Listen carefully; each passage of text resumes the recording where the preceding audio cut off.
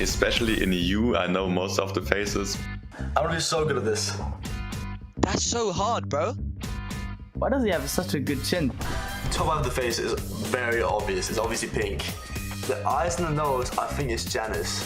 You got nice lips. It's Janice and it's pink. But who in the living world is the third one? Is that Hen maybe? This is definitely one time pink because of the pink hair. Then in the middle, I think it's probably Janis Z and Chapix. The top one is pink. The middle one is Janice. The top one is me, the UK. Boom. The middle one, that's Janice. Look at them beautiful blue eyes. And I think the bottom one is Malibuka. The hair, I think it's from Aqua, who has a beard like this.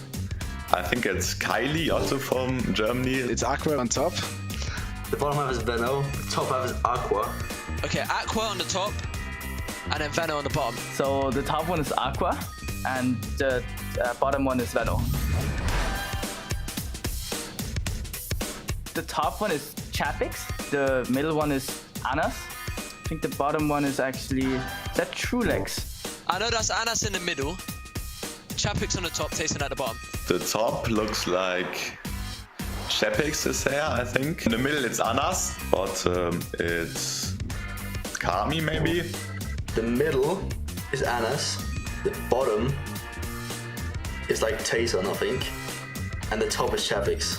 I think top is Chapix, I think middle is Anas. Is what Texas bottom one?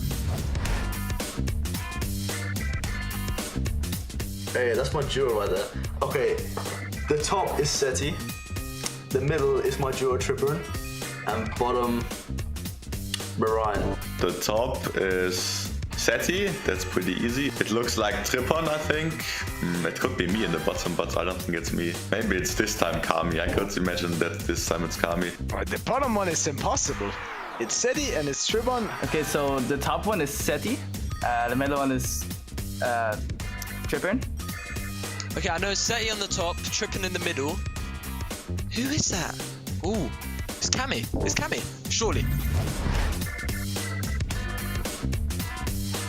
The top one is Savage. The middle one is Malibuka. And I think the last one is Vedil. Top is Mr. Savage. Middle is Malibuka. And bottom is Vadial. That's Savage. That's Malibuga. And that's Vadil. The top one is definitely Mr. Savage. Middle, it looks like Malibuka. Bottom, I think it's Vadial. Savage, Malibuka, Vidil. Done.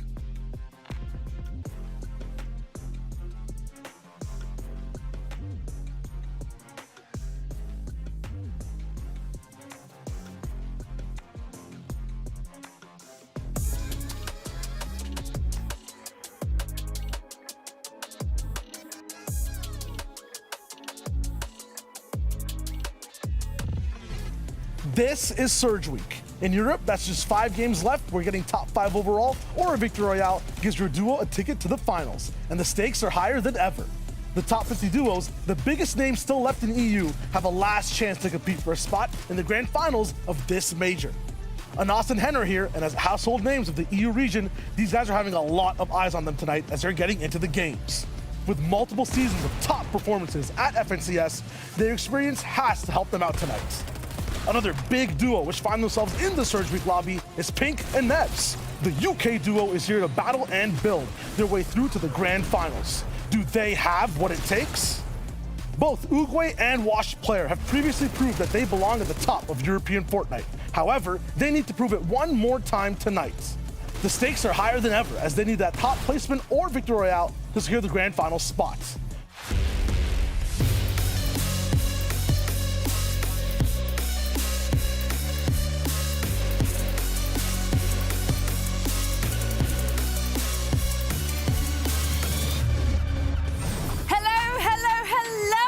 There's only 2 more weeks of the FNCS Chapter 4 Season 1. And if you just tuned in, you came at the right time, my friends, because it's Surge Week.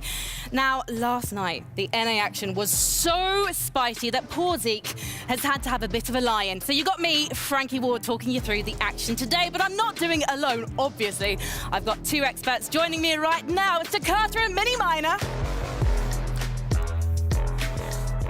I was a bit concerned then. You were a bit standoffish with each other. I was like, what's going on? You're meant to fist bump, high five. We're best mates. What can I say? It is how it is, you know? It just took you a while to remember. Can we see what's on the jumper, please, Takata? Got a nice 2. Number 2, second best analyst. Look, you have different ways to look at it, right? You know, sometimes the third's the best, second's the worst, but I think it's opposite day, so we'll have to see. What's written on your t-shirt? Nothing. It's white. Nothing. So that means it's just going to be a clean performance from everyone today. Well, you haven't earned your stripes. True. Ooh. Are you looking forward to Surge Week? Oh, I can't wait. This is the most exciting time in Fortnite because it's all about victories, all about wins. Teams that can secure a Victory Royale today will get themselves a spot in the grand finals automatically. Of course, we have the top 5 as well, but the wins are really high. Look, the nerves are going to be at an all-time high, but also the excitement. Well, shall we see who is getting excited in the lobby right now? Because we've got 50 duos in the last chance saloon. You can see them there. I'm sure there's some names you're quite surprised to see in Surge Week because we expected them to qualify straight to the grand finals. And one of those duos is Hen and Anas. Yes, Hen and Anas, one of those duos that you really would expect would already be in the grand finals because this is a team with so much experience when it comes to grand finals performances. I mean, Hen alone has been in so many, won so many as well. And for this team, it hasn't quite been working out so far this season. They haven't made a weekly finals card. Look, I'm on your boat, Midi. 22 FNCS finals appearances for this duo, 3 championships just for Hen alone, and Anas with the title of best player yet to win an FNCS. I mean, he's made it top 10 in FNCS finals 9 different times, and he has yet to get that first place. So it's a surprise we're seeing them in Surge Week, but you know, it also gives me more confidence that they'll be able to qualify. Yeah, I mean, they just snuck into Surge Week as well. I believe they came around 85th in the series point leaderboard. And it's been a little bit of a difficult season because Hen's trying to morph into this IGL role. He's previously been a fragger with great IGLs like Queasy and, of course, Mr. Savage. Now he's trying to take on that IGL role. He's really developing really well. A few interesting decisions from him that haven't quite worked out. But today, if they're on point, they'll do really well. I imagine they've been practicing all week in anticipation of this moment. They've got experience on their side. I expect we're going to be talking about them a lot today. But right now, we've got to talk about Pink and Nebs. This is a duo that last week, 11-2K gave his guarantee to that they were going to pick up the second Victory Royale.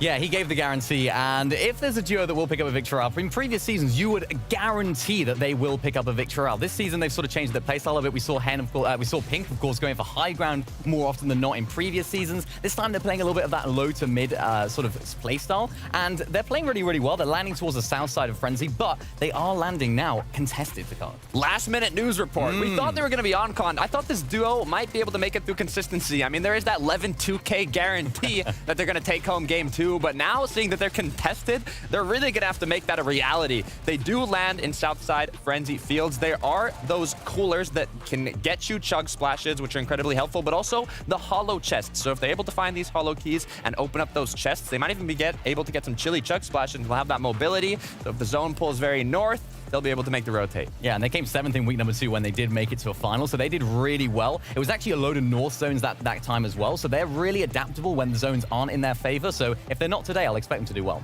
Now, we did see a lot of duos reform at the start of this chapter, and yet our next duo has been playing together for a rather long time, at least since Chapter 3, Season 2, I believe. It's Ugwe and Rizandi. So yeah, Ugwe and Rizandi, of course, they're a fantastic duo. I'm excited to see how they perform. Another duo that I'm excited to see, though, is, of course, Vidil and Noah Rayleigh, right? These guys haven't had the best season so far. It hasn't really been a season of their sort of stature, but they're two fantastic players, of course. I know Zeke last week asked the question, who's going to be the IGL in this situation? I think that is the difficulty they're having. I'm excited to see how Noah Rayleigh can sort of lead the Tarps today. He's been doing it so well in some of the previous performances, and I like the way that Noah Raylaigh's developed as a player. He used to be an out-and-out fragger, the best on the region, but he's really developed into a more sort of intelligent player, which is great to see. Right, but what concerns me a bit about this duo is that they're landing at Slappy Shores. Now, they were originally contested by 2 duos north side only, but now it's 1 duo in the north side of Slappy and 1 duo in the south. So they have a total of 2 duos contesting them. However, this is the POI which had the most VRs throughout week 1 to 3 across all regions at 15 victory royales. So if they're gonna get a VR, it's gonna be from Slappy Shores. I mean, I'm glad you brought up the drops for, because they've been moving house all season so far. They've been landing at Anvil Square, they've been landing at Lonely Labs. Now they're going to Slappy Shores. Do they know it well enough? We'll have to wait and see.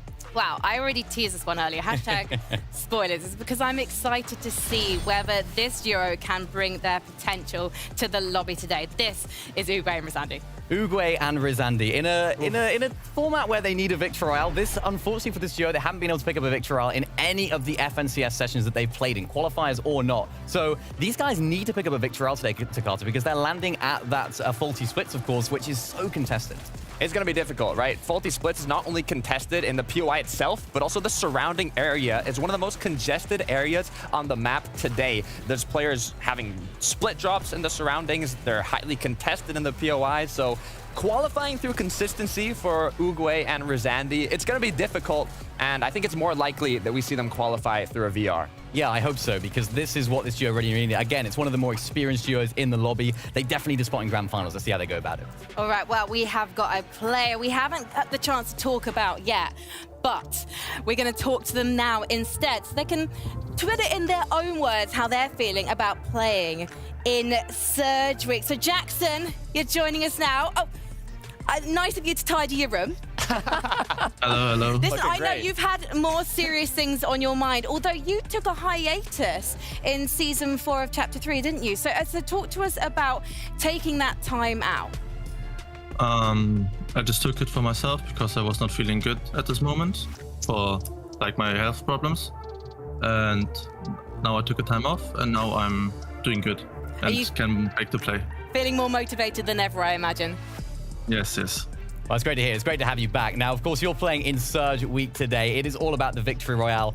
Is it going to be difficult for you guys? Because you are double contested today at your drop spot. Are you going to go for a victory, or are you going to try and play them out for placement? We will try to go for placement because we did a lot of preparation and we will be fine. I feel so. That's great. And I know you're playing with Turtle, so I have a quick question. I want to know one thing that you think you do really well as a duo, but also something that you think you might need to improve on.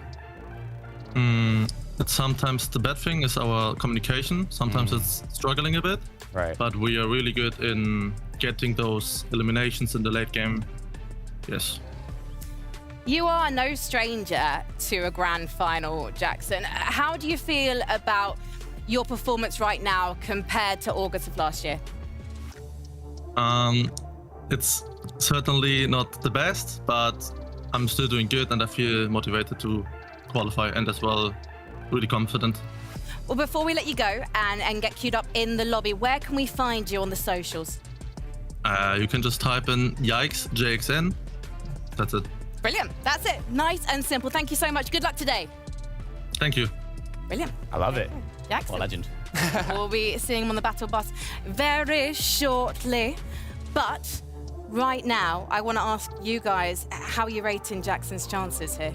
I mean, it's going to be interesting to see how they do. Of course, Turtle, definitely an up-and-coming player. Not many people would have heard of Turtle in terms of his performances. Very much an underrated player, so this is a dynamic duo. I'm excited to see how they do. All right, well, hopefully he's watching you right now because we're going to talk about the road to a victory royale starting with the low ground. Yeah, now low ground is one of these sort of play styles that we haven't really talked about in previous seasons. High ground was always king in terms of getting victory royales, but especially with the hammer sort of craziness on mid ground, low ground is so much more valuable. Airkin and Buzz doing such a great job in the qualifiers to take this low ground really, really well, going underneath this bridge and claiming the low ground front side. As you can see here, Airkin making sure that he's claiming as much real estate as possible. Meanwhile, Buzz is just looking back, trying to pick up as many refreshes as possible, as we can see one right here, which keeps them afloat during the endgame. Look, Fortnite is all about adapting to the meta, and the current meta with the shockwave hammers, all these duos in the mid ground, as they're rotating, they're dropping down to players above them, below them, and these players are going to be falling down to low ground. So the duos that can capitalize on that and get as much real estate low ground, they're going to be like the sharks in their cave down below, trying to bite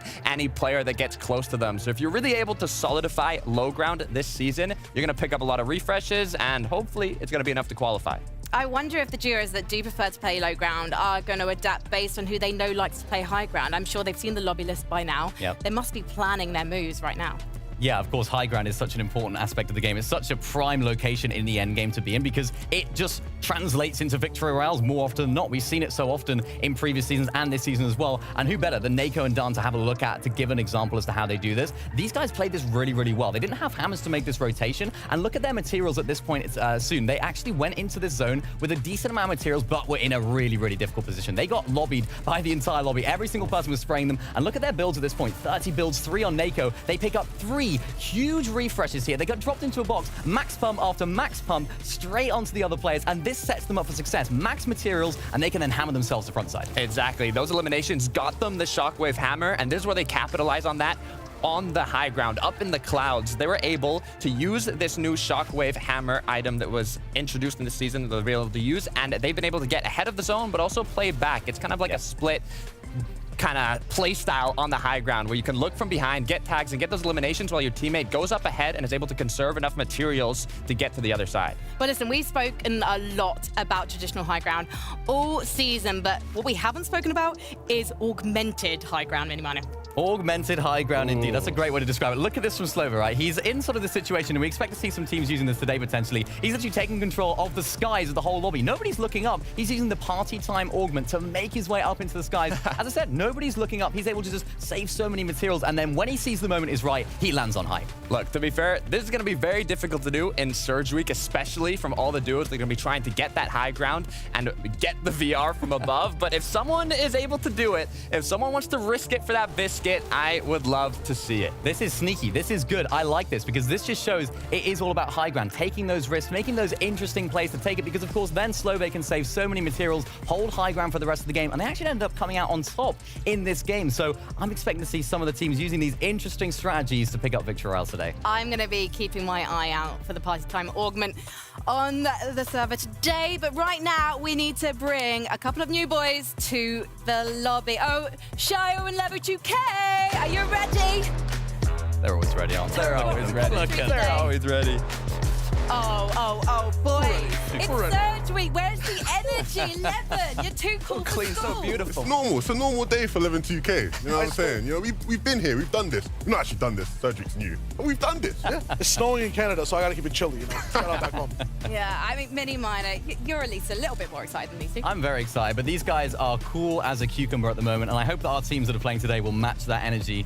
Will they? We'll just have to wait and see. I think so. You know, 40 big duos from EU moved up all the way to the grand finals, 40 more coming in. A chance for only 10 to move past today, 11. That's huge stakes. Yeah, I think when you look at what has happened on some of the other regions when it comes to surgery, I think we can expect to see very similar, but the bigger names in this lobby are bound to surprise us, I think, in terms of the style of play. Are we going to see more hype plays? I think one thing that always happens in these kind of lobbies is everyone just assumes everyone's going to go for hype because that's how you win, and then nobody does it, right? You always see like everyone's playing each other out, so we'll see how it goes. We'll see how it goes because it's party time as we head into game number 1.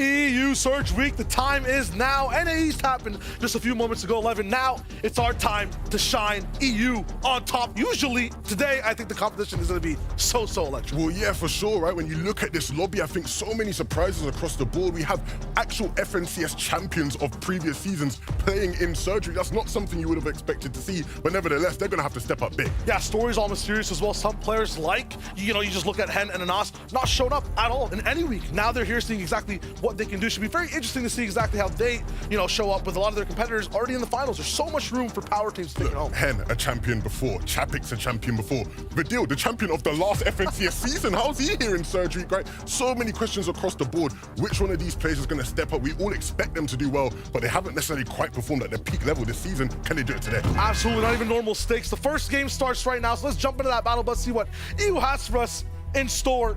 All of this talk is all about how people play in normal lobbies. This is not a normal situation, 11. This is Surge Week. That win matters a whole lot more. The top 5 matters a whole lot more.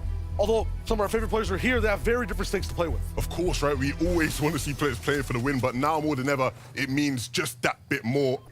A win will secure you a spot in the FNCS final next weekend.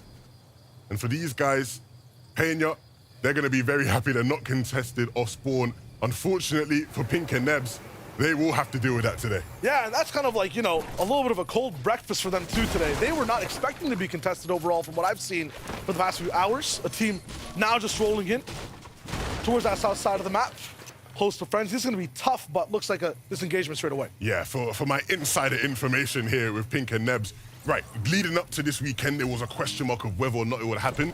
After the Elite Cup we saw literally a couple of days ago, there was that possibility in their minds that it would happen. Of course, here now, Wimfers is going to be contesting. The good thing I'd say is that from what I've seen when they have contested each other, Pink and Nebs do have slightly better drops. It seems like obviously they're a bit more comfortable here, but we know what happens off spawn, Shayo. Anything can happen in these Absolutely, nerves at an all-time high for a bunch of players who might have their first chance at a stab at a Surge Week type format. Pink and Nebs, seasoned veterans at that circumstance. The big thing too from this duo that I've seen just week to week is that they struggle more so at executing games when they get towards end game. Getting to that point shouldn't be too much of a problem. Meanwhile, Kenty and Scoozy playing towards that north side, slower zone. It's kind of icy down here, but let's turn up the heat a little bit in these fights. Big shots all around. T'Challa, Arc, no strangers to fights. They won another one throughout their entire Major 1 qualification format. Yeah, that was scary for a second. I thought T'Challa was just going to get 2v1 out the game, but Arc souped in the final moments, and they cleaned that one up rather nicely. For Pink and Nebs, they've already picked up one. I believe that was Conan they got. Let's take a look at the replay here. You see them isolating the 2v1 situation. He sort of didn't really have much to hold on to, and then it's about finding him in the corner there. And so now Winfers is going to have to try and either survive and just look to pick up his teammate a bit later. I'm sure Pink and Nebs would rather try and get him out of the game and, encourage them to leave for the day. Buys them room, that's all they're looking for. Mark on that left side. Now we get to a few more interesting spots on the map where things are just absolutely heated up. Electric, Slappy Shores, faulty as well. Overall, I feel like 17 teams are just landing here, somehow also just surviving. Not sure what's going on, but it's a lot of players. Speaking of, 17 teams and a bunch of chaos, 40 splits. Today is going to be one of the messiest POIs we watch. If any of you guys were watching NA yesterday, it was a very similar situation over on that side of things. And today, I very much expect to see that happen here. Of course, for Ziandi and Uruguay, they'll be hoping that they can come up on top of this find. But with just so many different parties, so many different entities here, it's never a guarantee. Krusty also rolling in. Has had success in just holding down a spot towards that north side. The biggest issue I've seen with so many teams on this side of the map is just surge and timing. And you can practice for it for 3 weeks. It switches up in Surge Week. People are now playing for that VR. They're not rotating the same way. They're not just playing for the top 5, so even more of a mystery up in ice. Yeah, I think the big thing, right, is obviously, can you stay ahead of the rest of the lobby in your pursuit to get to that next zone? Can you keep up with things? Obviously, before you got to deal with that, you got to win off spawn, and we're seeing one of those battles take place here for gold. He doesn't have his teammate with him anymore, and so it's going to be down just his raw shotgun aim. Now there's no escaping, and we'll square this spot sturdy, heavy in every fight. You have to be locked in each and every single 2v1 if it comes down to it. Maximilian missing a few shots, but his dual partner is there. Astral will wrap it up. just the first zone, and I see a lot of composure across the U. Yeah, nice to see Maximilian there. I think I've seen many players who would just jump right into the box and maybe risk losing the fight for his team, but just stepping back for a moment, allowing his teammate to step through and close things out. In my mind, I always thought when it was DKS and Bad Sniper together, they were collectively the problem in staying in these huge POIs that have so many people landing time and time again. Bad Sniper not here. DKS confirmed the problem at staying some of these super contested spots. It's a nice little narrative we have going on, but he loves the challenge. Whether it's the most clouded person on EU or just a few other teams rolling in, trying to get their shot towards the finals. Nebs and Pink, now just escalating this fight, but do they have the time is the question, because it might just be harvest season for a bunch of these crops. Treating this player like one, though, it's absolutely taken away. Yeah, and of course, it's nice that they finally cleaned up onto Winfer, but we were just talking about time there, Shayo. They don't have the zone. They're going to have to start moving towards the north end, albeit not a great amount, but, you know, when we're talking about these lobbies, you don't want to be behind, right? You don't want to be behind. You want to stay ahead. You want to be in the power positions, and they aren't going to have that luxury in this game now because of all this time spent. You talked about control of height, good timing, right above them. Anas, Hen, rocking in. Questions as to where they're going to be landing as well. Sometimes I saw them all the way up at Brutal Bastion in a few drop maps. Now it is confirmed they're towards that south side near Frenzy. This should be a curious way for them to attack. I would expect them to go to a much more powerful spot looking for a lot of loot, somewhere more central. A lot of questions off of this drop. Yeah, I think the big thing with this team, right, is that, you know, there have been plenty of competitions where they've landed Frenzy, so they'll be very familiar with this spot. Of course, right, it is just about what are they doing as a duo that's not quite working, what's not quite clicking. This is a team, when you look at the names individually, you think, you know, big name players, but it hasn't quite been able to deliver that level of performance. Are things working out? They have to work today, right? you know, there isn't any more questions about it. It's Hen and duos. It's an awesome duos. It just has to happen. 5 games and they don't make it, I will cry. I'll cry on stage. I'll do it. We don't want that. Nobody wants to see that, I promise you that. But Dio and O'Reilly, a very similar story. I think many people expect this team to eventually win a game. Maybe not the consistency type of team. I don't think they ever have been when you look at their history. But this used to be yin and yang. This used to be the staple in terms of duo synergy. I'm looking at a few of their performances just throughout the season, looking at the direction specifically of the duo. Who is really the one in the lead?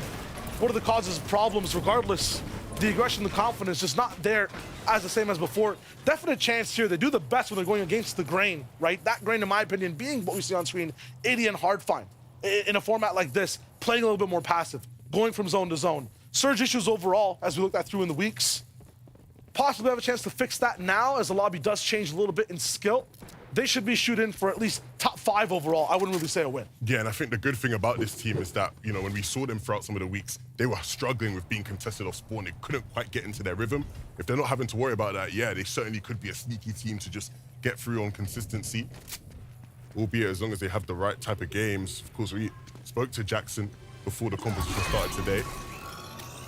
And beyond that, we know some of the things that have been going on over at Slappy Shores and how hectic of a POI it can be to fight at.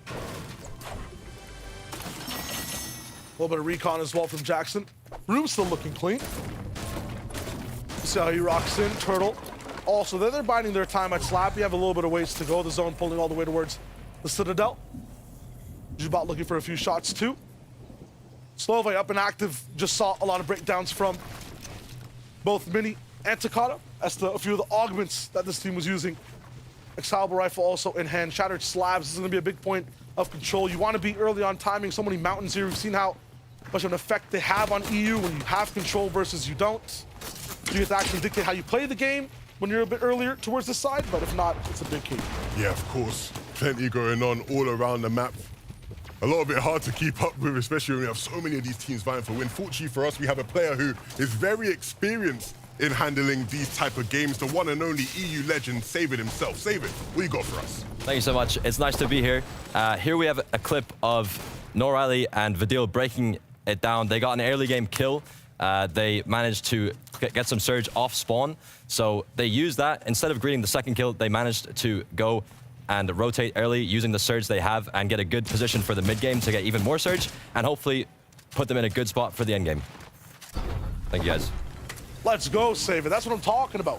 The Elam pressure from this duo is exactly what they've been pushing season after season after season. Look to be back in form as to where they want to look to go. The bodies have to match the optics, the vision, though. Voko, same thing.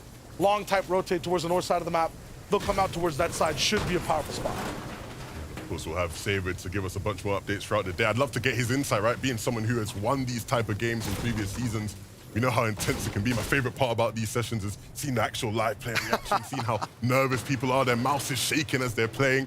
It is so intense. The stakes are so high.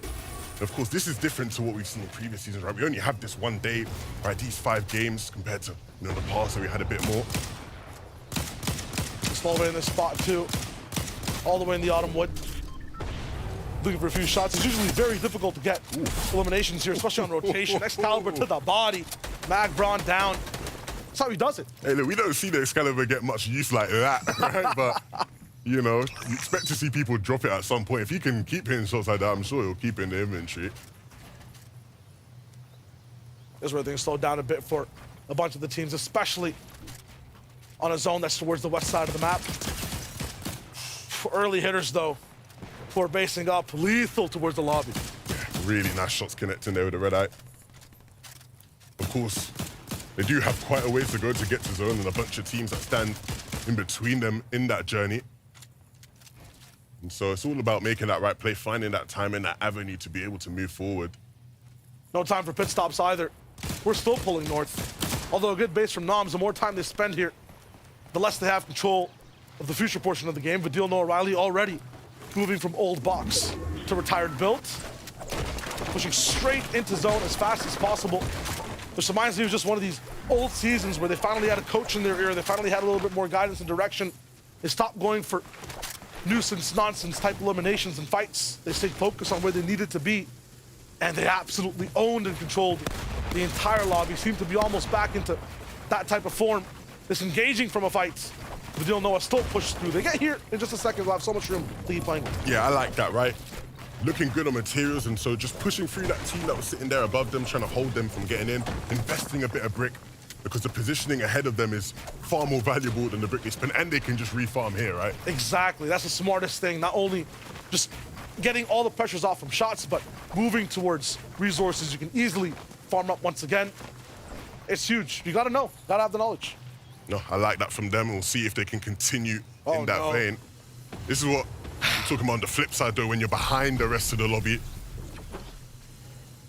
It's a running theme with Hen, right? The way back in the day with Queez, they're landing all the way up top towards Sleepy. It's we don't have cars. Now it's near Frenzy. We don't have what? What's left, Hen? That's what I'm wondering. We have augments now where you can keep sprinting, mantling. You get your energy back. Gotta do something. He's got to whip out something. I think we've seen some of the analysts talk about, you know, will his ability as an IGL be enough, as good as his ability as a fragger? I think that was always one of the problems he had when playing with other people, right? His will to just almost make his own plays, and sometimes that clashing heads. And so now that he has the free reins to make the plays he wants to, I know for Nas, the kind of player he is, he's never going to really dispute much. So he definitely has full control. One thing Nas can do is just adapt. And one thing we've seen from Hen is when he makes these impulsive plays, sometimes it wins them absolute championships. I'm looking at more than 2/3 of the lobby not in zone right now. The FNCS having a filter on it like we're watching a movie in a different country. It's crazy. Noah Riley now fighting inside his box. Here comes Ma.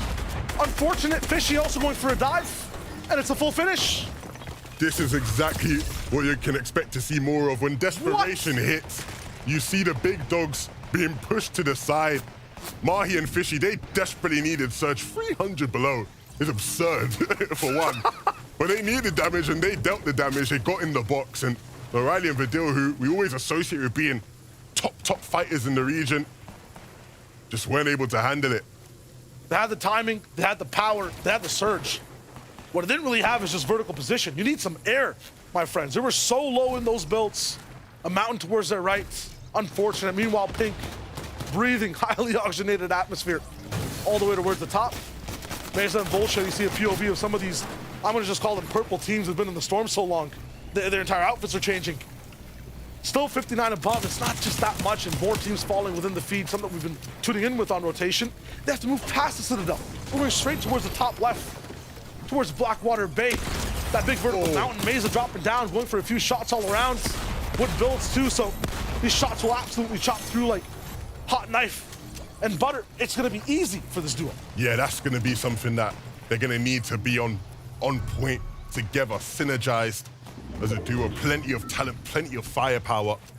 And so if they can keep picking off fights like that, they'll be well on their way to rising in the standings. Seeing a lot of surprises from a lot of boxes too. It pays to be a passive, more observant duo. I see Nafreezy and Lucia right now up in the low ground. I think that's exactly their style of play. It has been for weeks, which is why we haven't really seen them higher on the series leaderboard. No elims going into final zones at all. They make that top 10. They don't do anything while doing it. They're really good at that position. That's going to pay off for now because they can end up popping off, take more risks. And look, we've not talked about them much, but they are definitely a team I could expect to see come out and win a game today. That would be well up their alley. But first things first, they've got to start getting towards the zone. That Shockwave Hammer will allow them to do that as they move on through. A bit of damage being taken, but that's a given with how desperate everyone is in the lobby for Surge right now. Everybody with their ARs out and scoped in.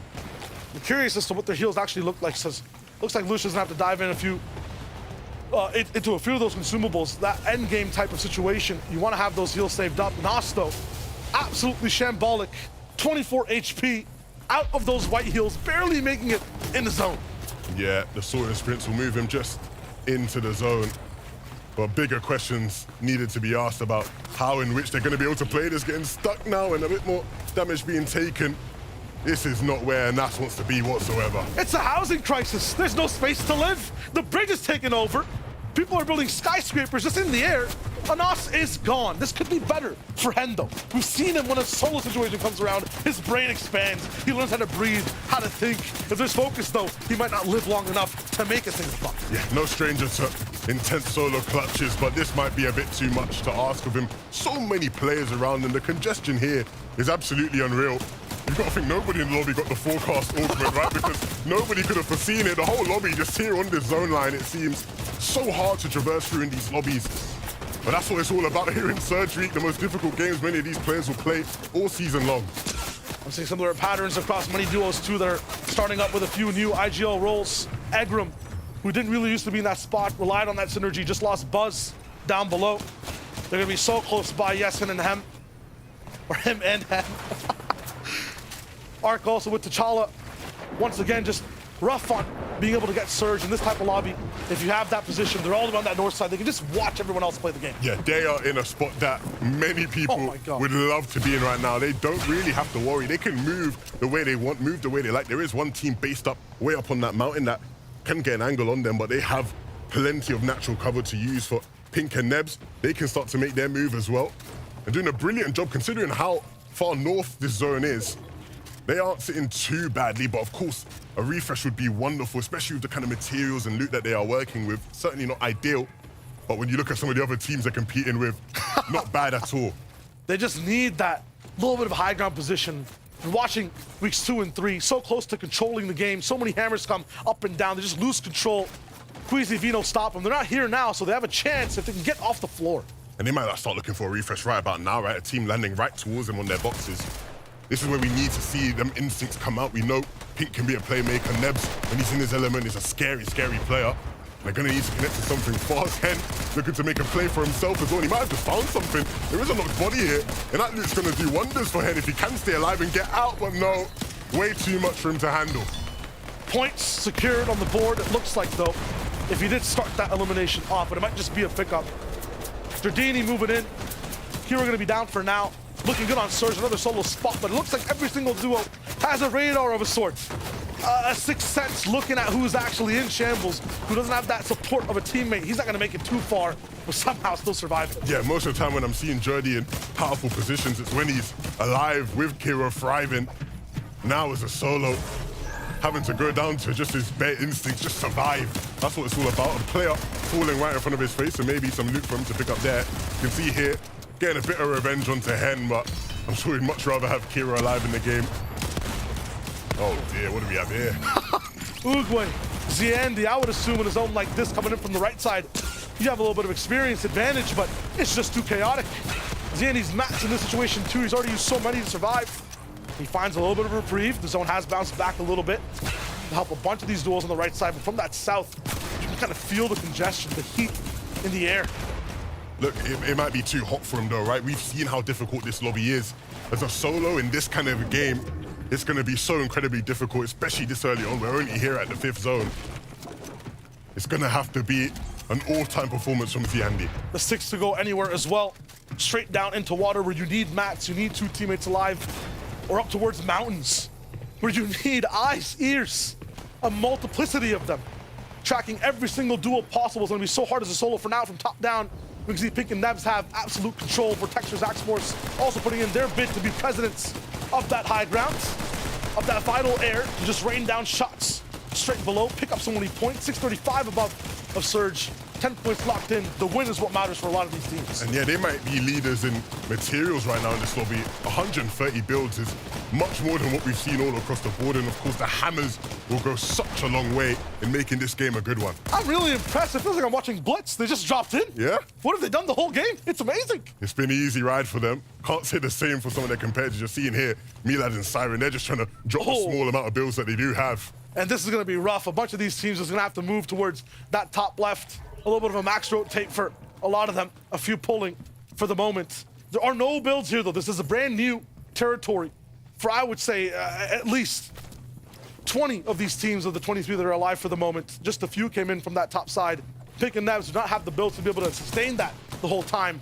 Question marks for a lot of these teams. I think the problem we're seeing, right, is they have 7 limbs, Shayo, and they still look like they're shambles, right? They're getting, all the plays are being made, but nobody actually has anything that bears fruit for them. So again, just gonna have to keep moving. You're seeing how Axforce and Vortexes, their position is so strong. They can just sit up here above and just take players out. Ju falls at the wayside.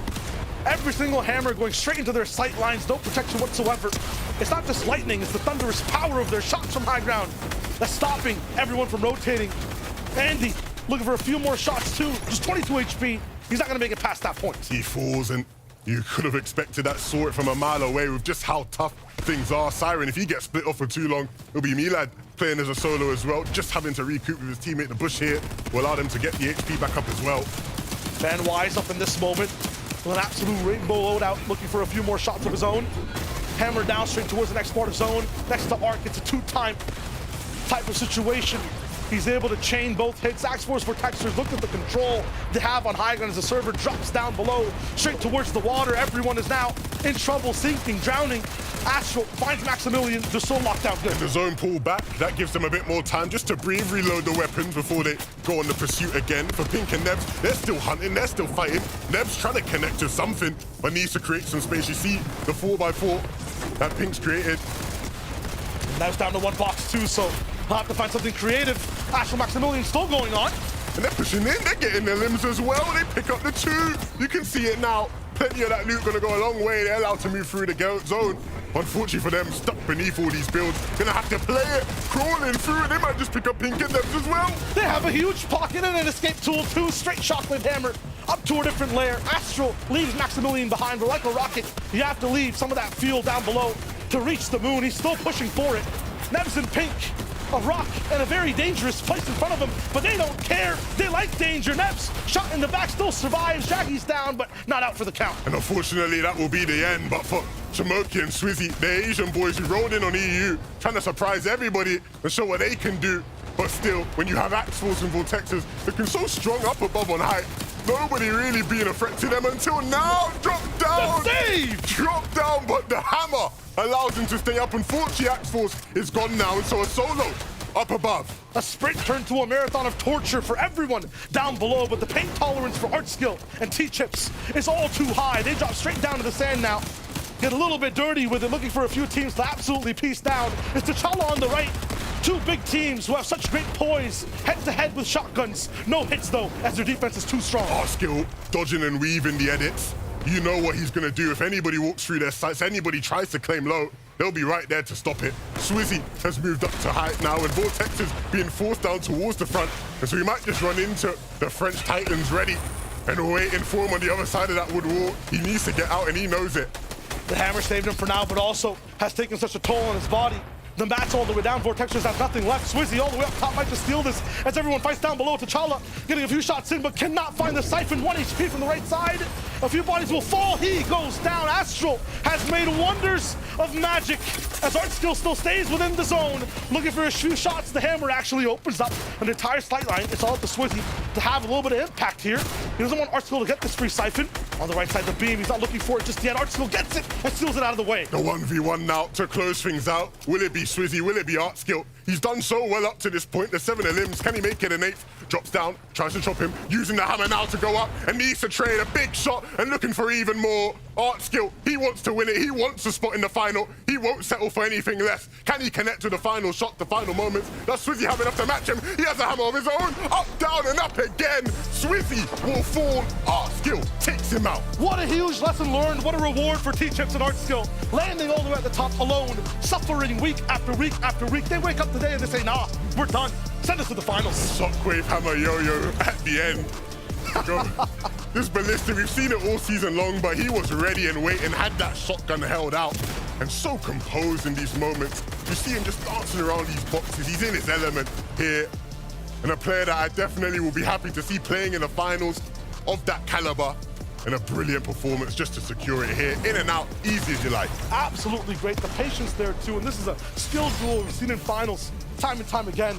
A great victory out from both T-Chips and that clutch from Artskill. Yeah, I'm very, very happy to see them start off the day well. A duo that I think many people will be familiar with in terms of seeing them in an FNCS final, and they're making sure that they're going to be there next weekend. Hey, the question is, how do they slot into that 41? That'll be so interesting to see. 4 more games though to go. This is going to be nuts, love it. Yeah, well, plenty more. Like you said, we have a couple more and the best people to break down all the action from that game. We're going to send it to Frank.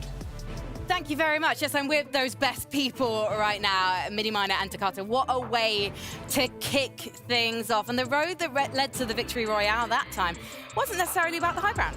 Yeah, it wasn't. It was low ground that actually ended up coming out on top in this instance. And that was what we talked about earlier, right? We see different ways that people have gone about high ground. Axe Force and Vortexes trying to solidify high ground. When I saw them on high, I thought, you know what? This is it. But they got chopped. And Artskill and T-Chips, they took advantage. Look, what happened there was dominance. We saw them like sharks down below. We talked about it previously, but what Artskill was able to do at the end there, clutching it up with double-digit elims, picked up his last one and made it 11 elims to finish in style. T-Chips and Artskill are going to be going like a meteor to the finals. Yeah, they really will be. Especially with Artskill, of course, clutching up as a solo. We've seen that so often this season, especially with the Shockwave hammers. Solo clutches more often than not. And it was a really, really great little way that he went about this because he just was so patient when this sort of when this play came around, because Astral decided to try and hop in the box, had no materials. Artskill took advantage and then took height at the perfect time. Really, really patient stuff, and they picked up refreshes so well, especially on low ground. And you can see there too, 0 materials at the end. Once he secured that elimination, if he did not get the elim with that final shot, he would have had no more materials, and his opponent might have been able to make a comeback, but Artskill, he had the dominance. And this is a team that are landing at the south side of Brutal Bastion as well, uncontested. So what this now means, they're out of the lobby. This drop spot is now uncontested. So who's going to maybe take that spot for themselves? Well, looking at those eliminations, 11, I think that this duo would have qualified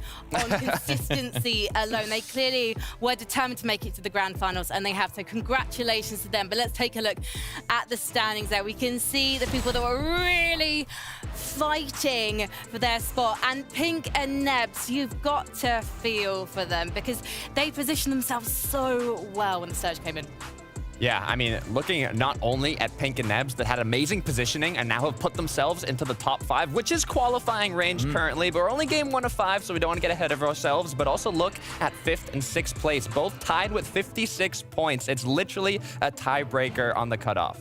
Yeah, now Vortex and Axe Force, of course, this is a duo that land all the way at the top of the map as well, Breakwater Bay, and they played this endgame really, really well. They were playing that high ground layer, of course. They almost dominated it throughout the whole endgame because they had so many materials. Look at where the zone ends up. It's all the way up at their drop spot. It's in their own back garden, so they've saved so many materials whilst doing so. And at this moment in time, when they were just sort of uncontested on the high ground, they were sort of dominating. I thought, yep, this is our game winners right here, but it doesn't take much for it all to fall apart. Look, you can get good odds, but you have to capitalize on those good odds, those good zones, and they did, I mean, exactly that. They didn't get the VR, but they got just enough to be able to continue with that consistency and go happily into game number 2. What I really liked about the way they played this as well, they were constantly connecting. We talked about it at the beginning of the show, all about connecting when you're on high ground. You can't get chopped out. Unfortunately for them, they both didn't have a hammer, so they couldn't negate that fall damage that they took, but really, really good performance from them nevertheless, just outside of that top 5. Can I ask, were you surprised that more duos were not contesting the high ground? No, because they played it so well. Honestly, like when you're playing those extra high layers this season, there's so many teams down below that will try and hammer you out. But if you're playing that extra high layer, it's impossible for them to do so. They cannot even contest you, especially when you're connecting so well. You need that extra layer of caution. You said it yourself. With that shockwave hammer that can break layers above you, if you're not up above connecting, you're going to get dropped down and it's not going to end up well. Yeah, and you can see that with the eliminations as well. They didn't even need to pick up too many refreshes. Only 3 eliminations in that previous game. It just shows that they connected so well. They saved so many materials early on. It would have been nice for them to take more of an advantage of that. Very sad the way they went down. And talking of duos that save their materials, Noah and Vidil, we've got to feel sorry for these guys as well as the ones who didn't quite manage the victory royale this time round, because they had found a great spot to collect their resources, and then just as the Storm Surge comes in, even though they're above that threshold, they just get taken out by positioning they hadn't really prepared to be eliminated from, I guess. Yeah, I mean, Savit actually talked about this. Noah and Vidil had rotated out early of their drop spot. They had 1 elimination already, so they didn't have to worry about Surge too early on, but I believe somebody was already based up in their Surge position, so although they rotated early, they ended up getting into an engagement and went down at the start of the match. That's just the harsh nature of Surge. Even though you could play your game absolutely perfectly, all it takes is to box up next to the wrong team. If this team next to you are 200 below Surge, there's only one option they're going to go for. They're going to try and WQ you, they're going to try and get on your walls, and it never ends well. Well, listen, we've got 4 more games to go. So there are 4 more victory royales and that instant ticket to the grand finals up for grabs. But who is going to be taking it? Anyone caught your eyes so far, Miniminer? Axe-Force Vortexes, I mean, if you're on high ground like that, if you're playing it that well, I'm excited to see how they do. If they get another North Zone, I expect nothing less, but if they get South Zones, we'll have to see how they can manage. I want to see Pink and Nebs do it. They had such a well early and mid game, and they just fell apart a little bit in those last moments, so I think they're going to do it. Now game 2, it's the 11-2K guarantee, so I want to see it happen. The 11-2K guarantee. Are Pink and Nebs going to take it? We'll find out in game number 2. Here we go, game number 2 for EU Surgery, and I got a message for all the players. No solos allowed. What I'm seeing today, Levin, if you're solo, no chance duos win games. Look, what I'm seeing is the players are struggling when it comes to dealing with Surge. When you have, you know, half the lobby in the storm still trying to fight their way into the safe zone, you just know you have a very, very difficult time on your hands, especially if you're solo. No, absolutely. We saw more than 2/3 in the 4th zone, which is absolutely unheard of from what I've seen so far in watching Fortnite in any season. So that needs to change. That creates solos. Solos can't really win games right now. Yeah, I think the big thing is, right, that we have to pay attention to is how does things change now in game number 2? Will we see major adjustments? People getting a feel for the lobby in game 1? Are we going to see people whipping out something from way out of the back corner? Who knows? Absolutely, and if it doesn't change, then all these teams who are rocking in, playing passive, sticking to their duo, and just biding their time roll in. Nefreezy, Lucia, you have the likes of Henan and Nas, it almost looks like, too, who aren't really taking too many aggressive angles. Lots of changes for some of these historic teams. Yeah, I'll be thinking that they will hope for a better zone. Of course, they don't like having to travel all the way up north. They'd rather stay in the south, similar to what we saw, right, when it comes to, you know, Vortexes, what they were able to do. It's a matter of time, right? We get to find out right now. Game number 2 is here and ready. Where will the zone go? Who will win off spawn? These are the questions that will be answered very, very shortly. And over here towards the frenzy area, you're seeing and then that's getting ready to land. Pink and Nebs looking around. They're thinking, hold on a minute, are we contested this game? It doesn't look like it, and so already off to a better start, you'd say, for them. Yeah, the big thing with T-Chip's art skill qualifying in, one less team on the map might just have a chance for another team that's contested to move to their spot, so it attracts a few flies, a very big honeypot. Yeah, it's good to see that Winfizz and Conan decided, look, yeah, we ain't trying to fight off spawn all 5 games. We'd rather just leave and move somewhere else. We'll see if they're able to stick to that, right? Because I think we see that sometimes where players leave and then things don't go well for them when they leave, so they just decide to come straight back. Hey, this is still a chance. Game 2, Nebs and Pink.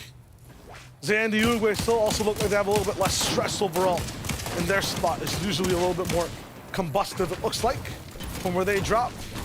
Turtle locking his spot down. Jackson ready for another game to go. Lucia also going down to Sky Dune, so that's a bit of a difference in game 2. Yeah, I think the big thing here, right, is with a player like Teeny and Misha, they're gonna do it. You'd expect it to be via a big pop-off game of some sort. That all comes down to how they set themselves up here early on. Okay. This is where they decided to move to. You can see Winfizz and Conan. So one contested spot to another. No matter where they go, they are going to be contested, it seems. So opting to go from the very south of the map all the way to the very north. Listen, if I knew that Nebs and Pink were the people I was contesting and that they're online today and they're playing well, I'd move to plan B too, even if it's still a contested. Not a bad pivot. But for everyone, the key is to finish your fight fast. No matter if you're in zone or out of it, what we've seen so far is just that little bit of hesitation goes a long way. Scoozy and Kenty not gonna be able to influence anymore in game 2. They're gonna just go down with 2 shots from Perceiving Crazy. Yeah, very nicely done. Making things look easy, of course. That shotgun locked and loaded early on. That shot there, mantles up. Connects. So they're lining up the shot, making sure he hit it. And the passion, that's what you want, the passion, the desire to win every single battle. If I'm playing in these games, that's what my teammate needs to look like every time we fight. That's my job then. That's your job, yeah? That's my job. I'll scream. I'll scream for you. Suzy and Shimoki, I mean, these guys were almost screaming in that last game. Second place. He can't fit through. Ready to go. He knows how to win. He knows how to get second. Right? And he's seeing that his box is clear. And that's good. Man. You gotta stay safe. I shouldn't be laughing because I'd be the exact same. He wasn't able to fit it through the window. Eventually does get it through though. Just looking to scout about with that drone. Of course, you've seen that become used way more often over the past sort of couple of weeks.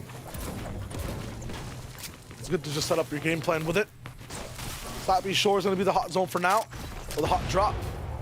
We don't know O'Reilly's seeing what they can get out of it. Jubon, although winning one of the fights off spawn in such a tough situation. And this is the old Noah O'Reilly you love to see. Going for a shot, a little bit of a misfire overall, but it's all good, he adjusts. Yeah, and, German on German violence there, Ju. Got taken out of the way rather swiftly there, didn't really stand much of a chance, just had to sort of wait behind. And O'Reilly with a more powerful self. Isha and Ben Wise also looking to see what they can get done at Faulty. This spot, I would say, is a little bit of a mix match. Sometimes one of the loudest things you can see on the server. Other times, a little bit more splits, a little bit less faulty. Meanwhile, that's north side. All the way over towards the ice. What I expected to happen is kind of happening. Brutal Bastion moving a bit faster. Lonely Labs kind of getting a quick rotation to quickly influence a little bit of a fight. The biggest issue from every single duo across all weeks here, no matter what session you're kind of looking at, is that surge is impossible. Finding a fight is impossible. Bastion, one of the only guaranteed places to get it. So the third party will come in fast. Big shot from Hyrax though. Tanks 1 bullet and returns double the fire. Hyrax staying true to the name of the POI. Absolutely brutally rolling through them there. How'd that Man first one on a happen? mission. Look at the tracking too. He's got it all, the full package. But how long does that subscription kind of last? It needs to be for the full 25 minutes. An early game fight, absolutely amazing. Give him his flowers. Super fast reaction on that too. Nothing Grabby could have done. And that man's also experienced in fighting at this POI. Yeah. So, you know, Hyrax was in a mood there. Just swinging behind the edit before re-peeking with a big shot.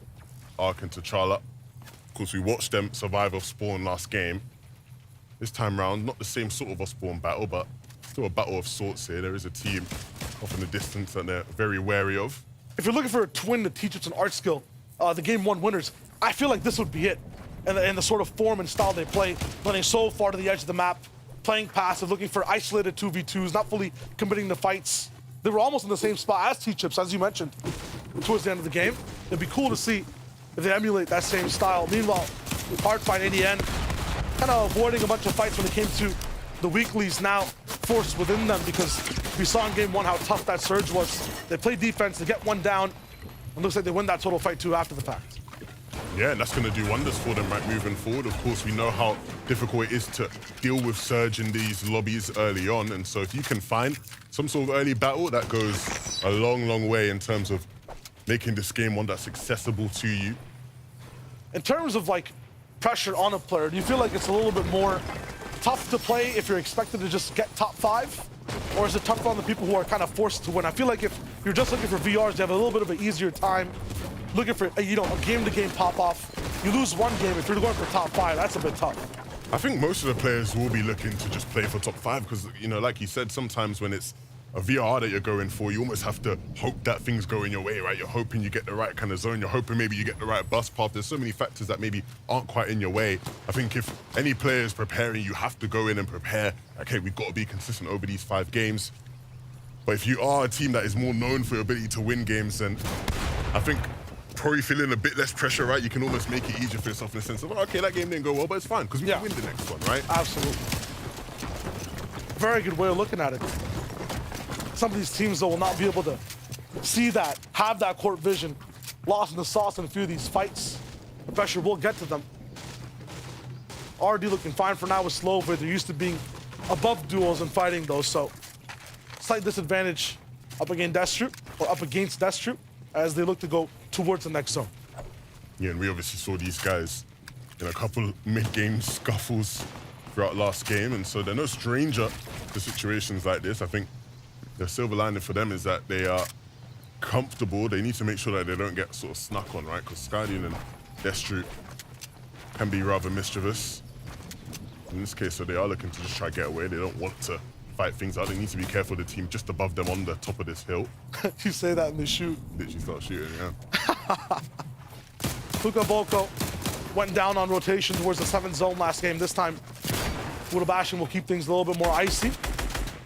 Using the defense and the prowess of Hyrex as a few of these teams start to move in towards the Bastion. Volko and Hookah are just looking to control a little bit of these builds. Actually just looks like they're trying to super force this fight inside Volko's box now, but he's the one that takes a shot now. Trapped on 2 different ways. His teammate does edit him down. And they're skating on the lake. Yeah, I think we've seen the nerves kick in there, right? For a second, Volko. He wasn't quite sure what he wanted to do. Up, down, up, down. Enemy. Drop me down. Wait.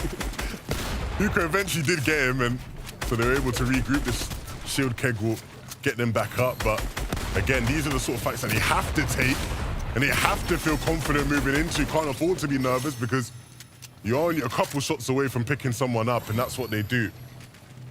Yeah, that situation, if Hookah's not confident, Volko doesn't care. Hey man, I'm dropping someone into your box. Get ready. And he was. Shot fired, it went smooth. Hyrex up above, still controlling the entire POI. So in terms of who gets to leave and follow, he will be the man with the ticket. Savin got some more info though on Isha as to what's going down. We've got a very impressive off-spawn strategy from Isha coming in here. He's getting Surge whilst capturing the flag and claiming his POI. Claiming the POI is going to give him information on where anyone is around him in the POI. And it's also going to drop him spare shields in case he gets tagged whilst getting Surge. So overall, it's a very good play. You don't lose anything, you only gain, and you can get ahead of time, get ahead of the zone. Thank you, guys. Well, yeah, right? Especially with how Faulty Splits is super stacked in terms of all of the different teams landing there. Having that extra information on who is around you and what loot you can, the extra shields go a long way, right? In terms of just being able to take fights, knowing you have something in the reserve that you can collect. So follow in terms of how those teams do. Of course, the zone quite a ways away now from Faulty Splits. So all of those players having to move out of there. You can see us moving all the way up again to the north of the map. I'm sure Queasy and Vino would have been hoping they could get this kind of luck in some of their games. It's always the opposite for them. Always, when they're not playing. They had the 1 week, right? The week where they won, right? Was the week where they had every single zone possible. This time the lobby can kind of be a little bit more carefree is the word, pressureless. It's out there somewhere and at the source.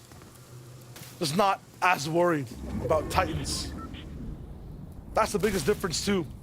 Not only are you kind of differing the format, you know, who's gonna go for the win, it's also just a different set of players overall inside Surge B with the different stakes. Suzy and Shimoki have done so well, 5th in their own week. Looking to have really good control, really good conversion rates when they're in endgame. And you'll see how. They just kind of take that game by storm.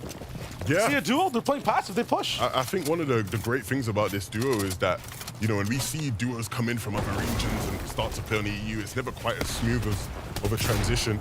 These guys have had moments where they've looked legit, they've looked like a team that really can be a force. And of course, in that first game, unfortunate not to win things out, but still on that path to qualifying via consistency right now. And this is a very favorite fight up against YZY and Egram. You'll notice Swizzy and Shimoki are really good together. Frequencies intertwined. Meanwhile, Egram and YZY up to this point having a little bit of issues finding that synergy, kind of like radio static within them as they keep going. Frequencies just don't line up behind the wall now towards the left side. Egram not sure if he knows exactly where the duo is. They'll go straight for that hammer play. Pre-fire shot, not gonna land, but it will shake the boxes and separate YZY. And Egram is not gonna be in a position of defense with Egram not at the spear point. YZY might just falter. Egram starting to bait him now, so he's going for every single desperate play in the book. Has the element of surprise. Shimoki and Swizzy still on the hunt. Could go for the chop down vertically up. They know exactly where players are now. Find the angle, find the lair. A jump up, predicted. YZY now, the focus. Egram has to help. He's gonna be knocked down. Shimoki, absolute textbook follow through. Straight towards his teammate. The body falls. Swizzy's able to put on pressure as he still goes for the find and the finish. Oh, so cerebral. So hungry to just find the limb and clean things up. Shimoki not waiting a moment to get in. Of course, the problem is there is a team right above them now that will look to try third party. And we saw Mahi and Fishy roll through O'Reilly and Vidil last game, and so they are a big threat whenever they come into third party. And once again, another game where they're down on Surge, so they're going to look to do the exact same thing. The desperation's there, but it's just 65, 40 damage. Even a long-range beam could be an option, and Mahi sees that. Unable to find much, though, and you can heal the shield cracks now. Shimoki will know down below exactly what's going down. It is a team that's a little bit less on Surge. They're looking for anything. Mahi, so many mats going down. Fishy, same situation. I'd love to see them find a little bit of a different line to zone where there's so many more duos accessible to box fights. No time available. Fishy, out of water. This is just tough. Yeah, not another game where they're going to just be able to roll into a box and take down one of the best teams in the lobby. Down, struggling on Surge, but that is the case for plenty of teams in this lobby. So, Fishy, I doubt he'll be able to really make much happen here. Just sort of standing out in the open, hoping somebody will gift him something. Okay. And even though those shots will be nice, it doesn't get him above the Surge threshold, and so still needs to connect with just a bit more. The mountains at least water really well. It's like 12 splashes almost from Fishy. Now down to his final seconds. Oh, this is just tough up in the air. He's at least going to use a bunch of his mats before he goes down. Still gifting 500 wood over to Skyzoo. It could help. Slovit flying by. I almost thought that they were also taking a bit of Surge. No Riley in the deal. Down on Surge. I was praising the way they were moving, but looks like they moved a bit too much. Didn't fight enough. Didn't land a few shots, and now they're down. Yeah, that's rough. We can see Hookah just catching him out. Cheeky bit of awareness check there. Oh, wow. Really shredding Vidil out of the game. Even though they were struggling with Surge, he didn't actually have much of a fight in that one. I'm loving Hookah's eyes for the overall game to game. At least making it towards the end. He's finding every single possible crumb of both pressure, damage, and position. Needs to stay as a duo towards the end. Cosmo now, trying to find something. This is what happens at this stage in a game. Plenty of players boxed up in different positions and just trying to catch players out, players who maybe are down low. DKS and Lawless, literally no materials to work with. This is rough, okay. A bit of loot that he had to pick up there. Let's see how he actually finishes one out. This was against Slovit. Oh no. And are they? Oh dear. Oh, looks to be a left-hand peek too. Slova had a chance. Not gonna be able to confirm it. They're gonna be sought out though. A few people knocked down towards the south side of the zone. Nebs and Pink looking good and elevated. Different from that game one. Another game where I'm really liking their positioning, right? Even with how north, once again, the zone is, they look like they've been able to get ahead. I wonder if they had forecast this game. They were able to foresee it as they move on forward. No! Shimoki and Swizzy, the first place team, a team who came so close to booking their qualification in game one, do just fall there. And so now having to wait and watch the rest of the lobby catch up with their lead. Buden and Forzen, they will profit from that loot and need to find a bit more if they want to start to find some legs in this game. That might have been a treasure chest of a duo to take out. Some of the best loot because we saw them win 4 different fights. Hammers in tow, full metal to be able to play with. And They were good on brick and wood too. They just won 2 fights. Sieve and Crazy won a fight off spawn, went to sleep for 4 zones, woke up and the zone's right next to him. Yeah, but that's good, right? We obviously know how effective it can be to have that zone pull in your favor, save you some materials, and you can see here just making sure to cap off on the brick while they can. And they will be able to move up to zone if they move a bit further north. That's exactly where they're moving as well now. These are where things get a bit icy though. Lots of open territory, although there is a lot of mountains in this hemisphere of the map, especially where the safe zone is actually circling a bunch of these players into. You can see as soon as Magron gets absolutely shoved out by that hammer, there is nothing protecting him in terms of trees or even mountains. One big one, yes, in the way, but if there's anyone up top, and there is about 4 different people playing on their own separate map, they're looking down, they're looking for shots. He can't even move without getting interrupted every 4 builds. Yeah, I actually do like the position they tried to take, moving just higher up on the side of the hill. The problem is they might not have the mats to actually play that way, assuming they start getting sprayed as well. Vortexers and Axe Force still in a position to pull. They're not all in. At the very left side of the zone, they'll have to make a very, very important decision after this 20 seconds. Do we move immediately? Is it up to late hammers? J-Slam on the right will be able to interrupt them too, but it looks like they're working together for now, looking for pressure outwards for the rest of the map. That 200 surge can go down so fast. And Austin Hen, very different situation, a loss of control. Yeah, the next couple seconds are going to be huge in terms of where this zone pulls will determine how their game goes. All the way up to the north, they will move. And they do have hammers, and so there is certainly a pathway for them to get there. We'll see how they were able to pick up in a limb here now, just catching Mag down there. He really didn't have much to do about it. But they're showing us the pattern, the problem that every duel's having this season because of these hammers. You can find eliminations. They're so far away, though. You called it last game, Levin. 8 elims on some players as a duo. They have no extra loot left, though. They never get that full refresh. Yeah, but if you want to find it, right, you have to commit and hope. Fingers crossed that things play out for you. For Pink and Nebs, the zone pool doesn't favor them, but they do sit in a position where many people will be watching them as they move on through, and so going to have to commit some of their materials as they move on. Yeah, you see them just being preemptive, making sure to hammer towards this rock, just so that they can farm up a bit as they go on their way. And now the rest of the lobby starts to move. That makes things a bit easier for them. Not as many eyes focusing them as they move to zone. What a perfect spot to land. Everyone else will double bounce right past them, almost making a runway for them to rotate in the zone. And who's watching that runway? Who's the paparazzi? Lazen and Cherry taking shots, snapping picks, cover of the magazine for a bunch of these players. So many bullets hit. Gooden finds one as well in his own selfish interview. Arc also picking up a few. So many different flashing lights. Hyrax almost being caught. One of their potential victims, you'd say, with where they were sitting. Unfortunately, not actually connecting with anything.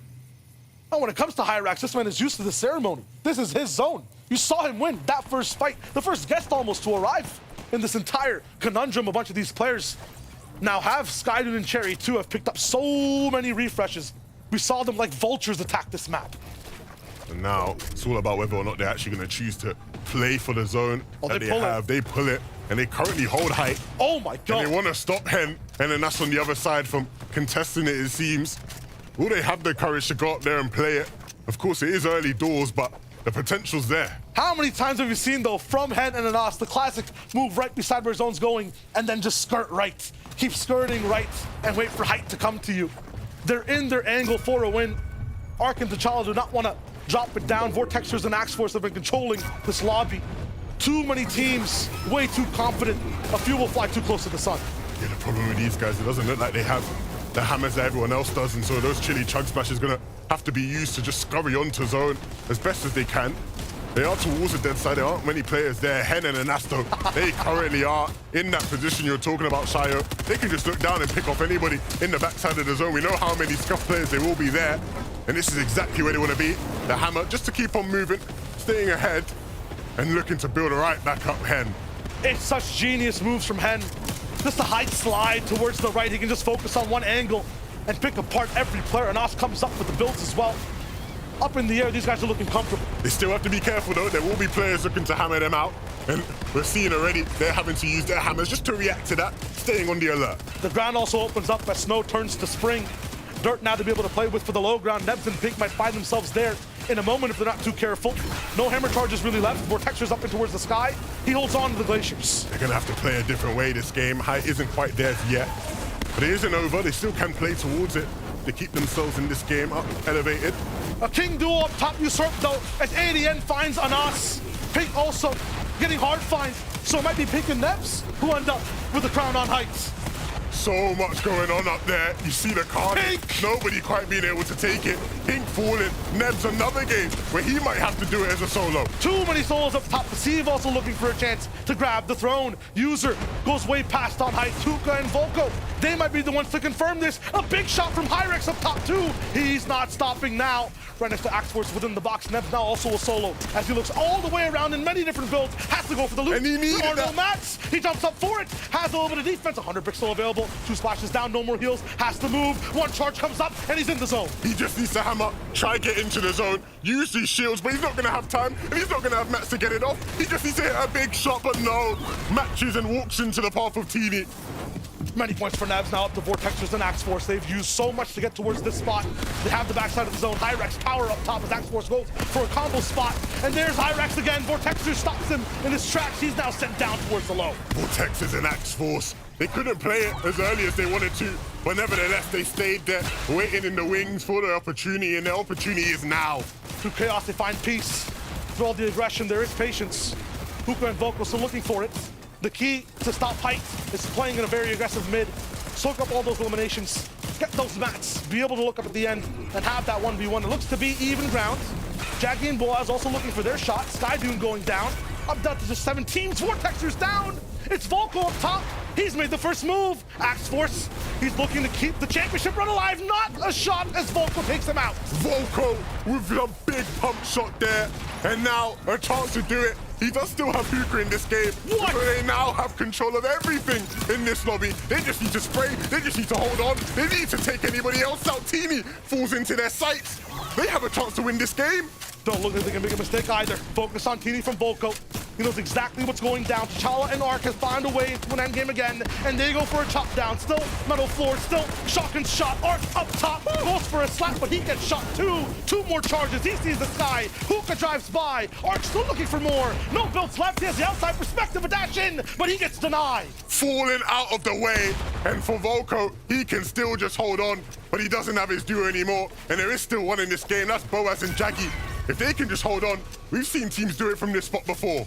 They've held on to those bushes. A few grassy knolls in the leaves.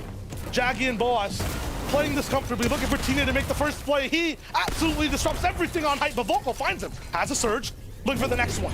A shack up inside, gets destroyed by many hammers. Up top, Boaz is confused. Dazed as am I. He goes for another one to send Volko into the zone. Deflected though, as Volko goes up top, there's 2 shots, and he goes down. It's Boaz and Jackie with the win. The only duo in a lobby filled with solos, and they kept their cool, they kept calm, and they win the game as a result of it. Easily done for them. There's a bunch of low HP solos running all about their boxes. There's a couple of clicks of the mouse away. Cold-blooded, invisible, absolutely cool to the touch. Jackie, Boaz, that was a very sneaky win. Yeah, I love the way they played it in the final moments here once they realized what they had available. Just took the height position, made sure that Volko stood no chance, and they closed things out well. Yeah, they used that house, they forced Volko to come to them. Boaz and Jaggy played everything cerebrally. Looked like they were almost ignoring the game. They were having lunch, they were talking to each other. That was a calm win. Yeah, but it's not gonna stay calm for the rest of the teams in the lobby. There are still many more games. For this team though, they'll have a chance to do that once again next weekend. But for us, we're gonna send it to Frankie, Minnie, and Takata. Thank you so much, boys. I just want to take a moment to just respect and to mourn something we lost today. And that was 11 2K guarantee. It's dead. It's eliminated from FNCS. It's gone. Pink and Nebs didn't take it. Meaningless. No, Meaningless. You sound a little excited to say that, Minnie, with the previous mini minor guarantees. But let's take a look. Boaz, Jaggy, they secured the victory royale. It looked like a battle for the high ground. I can't even count how many duos took high ground during that late game. Great performance from these guys. We saw them popping off in game number 1, again, playing that low ground layer. And as Shia mentioned, they were having lunch. They were enjoying themselves down on low ground because why not? High ground was going absolutely crazy. crazy. We saw hammer after hammer. We saw the turnover going crazy. That was a complete different landscape on height to what we saw in game one, where it was seemingly Axe Force and Vortexes all the way up on top. I was wondering, Axe Force and Vortexes, are they like the Queasy and Veto of this particular lobby? Because no one wanted to contest them last time, and this time everyone was like, fair game. We've got the measure of things now. I mean, they are in this instance, of course. The North Zones are coming out again. And Jaggy and Bose, I mean, these guys just doing so well to dominate the low ground on the other side of the coin. And they're just being so aggressive in those mid-ground, in the low ground layers, sorry, to pick up enough refreshes to go. They don't even overextend here. They have 5 eliminations, which gets them the victory royale. Of course, now they're knocked off the leaderboard, opens up the leaderboard for the rest of the teams. Pink and Nev's moving up as well. Hooker and Volko, 14 places. Wow, a complete change to the leaderboard. Some duos who are still maintaining that spot in the top 5, who are looking to get it through consistency, but there's some duos like Pink and Nebs that have been holding on and only went up 1 place from 4th to 3rd, but if they can hold it on, we'll see them in Grands possibly. The consistency is there on display for these two already, and we're only 2 games in, Midimana. Yeah, this is what it's all about, right? We saw them performing very, very well in week number 2 finals. They came 7th, and like today, they had all North zones during that time. Maybe they had one sort of slightly West zone, but it was basically all North zones, and that's exactly what we're seeing again today. Their Surge management is top tier. Their ability to pick up Surge mid-game is amazing, and I have all the credit for Pink right there because he's just able to lead this team to success. Nebs, of course, clutching up as much as he could as a solo. Didn't quite work out, but North zones, these guys should have problems, but they're not having any. Look, I actually believe that they're going to take a VR. They're looking super consistent, but once they get that zone more close to the south, as they are, as a reminder, dropping south of Frenzy Fields, I think they're going to get a VR. Now, at the start of the show today, Hookah and Volker, they weren't on my personal list of duos to watch. Why are they impressing everyone today? They're impressing because they've just had a crazy pop-off game. I mean, that is exactly what we see. 14 places moved up. They're looking good on the eliminations as well. And we saw Volko taking high ground at a good moment here right at the end, but unfortunately it didn't quite work out. He had no build. I believe when he went up on high ground, he had 13 builds, and as we know, that's nowhere near enough to hold it. Especially when you have a duo on the low ground. Those are the Sharks we were talking about earlier, dominating all these solos that have dropped down from above, no longer having materials, no longer having a lot of resources, and then ending up, kind of being bait for the Sharks down below. And that's what high ground is all about, right? If you don't play high ground well enough, if you don't have the materials to stay sustained, it's the teams down low that will benefit. They'll take those siphon mats because, of course, when you eliminate someone, that's 50 of each material that you can gain to keep yourself afloat on the low ground. Boys, are you ready to paint this town purple? I'm ready. Oh, yeah. Oh, I'm ready as I could be because it's time to talk about the Storm Surge in that particular game. As you've already mentioned, Northside Zone. Northside zone. And Storm Surge is very, very important, isn't it, Takata? We know how important Storm Surge can be because it is all about getting as much damage as you possibly can, or the lobby will start doing damage to you. Now, Hardfind and ADN here sat up in a really, really good position, able to capitalize on so many teams that are rotating, and you can see so many tanks they're getting here, Takata. Look, you might be wondering, why aren't they going in the middle of the zone, Don't they want to go and get more secured based in the center? But the position they're currently in allows them to catch all these duos that are rotating from their POIs late off guard, and you can just see how many tags they are getting. If we take a look at the map, you can see the wider zone was the original one, and the next one was the zone that was closing. So all these duos from Faulty Split, Slappy Shores, Brutal Bastion, they all have to rotate in, and there you had Hardfind ADN right on the X, marking that spot, and it really just opened up an opportunity to get an incredible amount of damage. If you want to be anywhere in that second zone, that is exactly the position you want to be. On a hill, on edge, you can see the arrows showing where all of those players are rotating in. That is the congested side of zone. That's where it turns into a Storm Surge farm. You can see, of course, ADN and Hardfind sitting themselves up on there. We saw it in the clips earlier on, able to capitalize so well. And because of all those players rotating in, and they're on an elevated layer using those red eyes, they survive very, very well on Storm Surge there, and that's exactly why. It must be so difficult as well because you're trying to manage your resources, give yourself enough time to locate and stock up on those while you're also trying to get yourself into that advantageous position. But the question is, are we going to see any of our current top 5 highest scorers taking a victory royale in this next game? I mean, that's where things shake up, right, isn't it? Because if a top 5 team does get a victory royale, then they're off the leaderboard. So a team that might be a little bit lower down might be almost hoping that they pick up a victory royale if they can't do it themselves, because it opens up a spot. I called it. Pink Nebs. That's all I'm saying. That's all I'm saying. Is that your guarantee? That's my Tokata guarantee. We got a new one, game 4, though. Not I'm this game. saving up my own guarantee. I'm guessing everyone here at FNCS gets one, but we'll find out who that goes to later, because right now it's time for game number 3.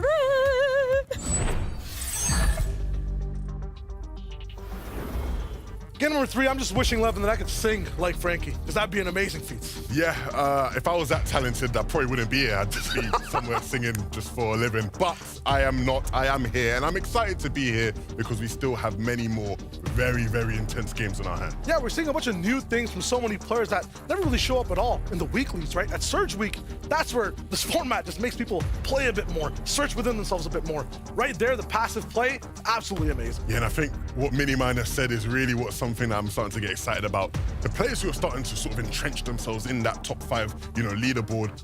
If you win a game now, you leave up a spot for somebody else to fill. And so as we hop into this next game, who will it be? We've seen so many of these different teams come close. A couple teams consistently making it deep into the game, but yet to turn it into that ultimate win. It's been so close. We're looking for it. A few of those players I'm talking about, and that Levin's mentioning, Axe Force, Vortexers, complete control of 5th to 7th zone. Unheard of from a bunch of teams who are kind of in their spot, but this is what happens when the top tier of EU is in the finals. Another duo steps up. They need to have that win, though, or just continue playing how they are. The average place is looking great. It's good to see from them the potential with Breakwater Bay when it's uncontested, because all season long, whenever we've watched it, it's been 3 or 4 different teams trying to fight there. So at least it's good to know that if the team is uncontested, they can make something good of it. Yep, Shamoki, Swizzy, sometimes contested.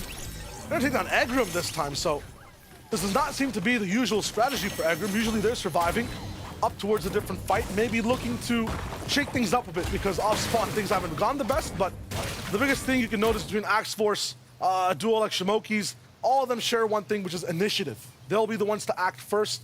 They'll be the ones to set the pace.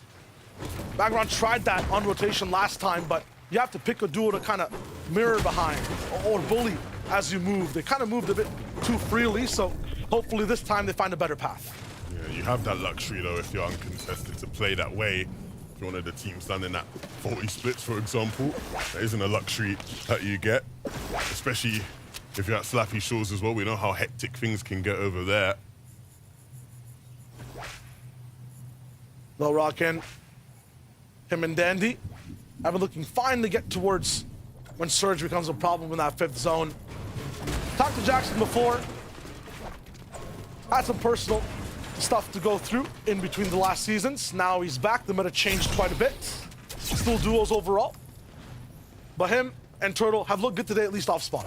Yeah, they've already taken out Ju off spawn, which is one of them that they'll be happy to connect with. And so even if that is it for them here at Slappy when it comes to our limbs, that is still a nice find off spawn. Gooden and Forzen on screen share the same type of gameplay and story that I'm gonna say Noah, Riley, and Vidil have had today. Have a game plan, looks good, can't solo duels apart, can't pick apart certain sightlines, but consistency has been an issue. That is not the case for Ark and T'Challa. Almost every endgame, they're there in the background. You know, sometimes they do flashbacks in movies to introduce like a new character. I've always been there since the start. It's these guys in suits, 2nd place, 3rd place, 4th place at your young birthday party, 5th place, your wedding. They're there every single game. Yeah, but can they continue to be there, right, is the question, because of course they currently sit at the top spot when it comes to consistency, but there's not as many games, right? We're used to 6-game formats. There's only the 5. If they do start to slip up from this point onwards, you would quickly see them fall in the standings. It's really nice from them so far. I actually just don't even expect them to win a game. I want to jinx myself because it'd be so good to watch them win. But I think they'll just play really consistent. They have that chance to just upkeep that 4th, that 5th place over and over. It'll be fun to watch later.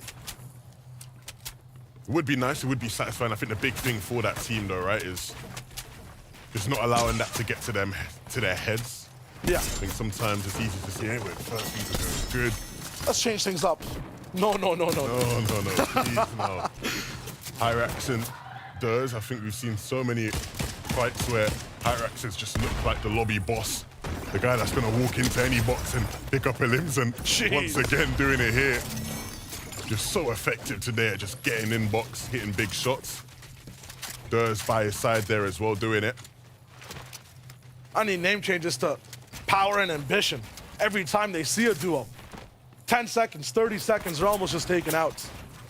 A few more people, though, around Brutal Bastion as we see a few of the adaptations for some of the POIs around. The people inside Bastion now moving away because they know how scared they are of Hyrax and Durs. T'Challa Arc, usually a little bit later to get towards this spot, but they've based up early because Surge is changing a bit from game to game. So you'll notice some of these early rotations get faster. You'll notice a few more people getting taken out already. We're at 83. Teams have realized now over the first 2 games, they have to fight. They need the damage. If you see a POI, you jump into a POI. Hookah looking for the same thing right now too, but the other thing, zone has shown itself. And in terms of landing towards this spot, the worst part about it is it takes so long to get to the next zone. It takes so long to find people. So they're looking for any few builds that are being built. They're looking to get towards that next zone too. It is a wasteland. There's no one here though. I'm worried about that. Yeah, it's going to be hard, right, in these sort of situations when you're trying to deal with Surge. You're trying to position yourself in a spot where you can start dealing damage to people. If you are isolated, you have to start getting a bit more creative in how you handle that. I basically say you got to be cooking all the time, right? And when you cook, what do you do, Levin? The most important part of it, seasoning. Let me answer that for you. Not everyone. Not everyone. That's the issue, though, right? So we can teach and we can learn. Seasoning, and seasoning in this game for me is you keep a duo next to you, right? You look at a duo where they're running, and you take shots. You let them move. You take a few more. You build up that surge. You season them a bit as you move from point A to point B. The issue with some of these duos, they got no one. And right now, if you're not seasoning, you're cooking the full meal, you're staying in your spot, you're staying static, you're not moving towards the next zone. All right, so let me hook you up onto the lingo that the pros use for that exact same scenario. They call it milking. Milking? Milk a team. Ah. So you treat that team like the cow by your side, and you milk them for Surge. I see. I think EU just has more beef. You know what it is? Up in Canada, the NA side, we like all the foods. And right now, Cringe is eating, going for it. All the way up the hype. Everything's seen a huge build fight. 130 to the face, and he can barely even see it. Been straight into the box, and he adjusts towards the last second, too. Nicely done, and a bit of taunting as well to celebrate. That's what you love to see, a bit of character, a bit of personality from these players as they roll on through. That's the beef you were talking about. That is quite literally the beef you were talking about. Oh, man. And they get out of there so fast. You can see the increased pace of these games. And us having trouble towards an early game fight. Clearly, it's just decision-making that might be going wrong between this duo. Hence, still having those training wheels on and getting into the IGL role.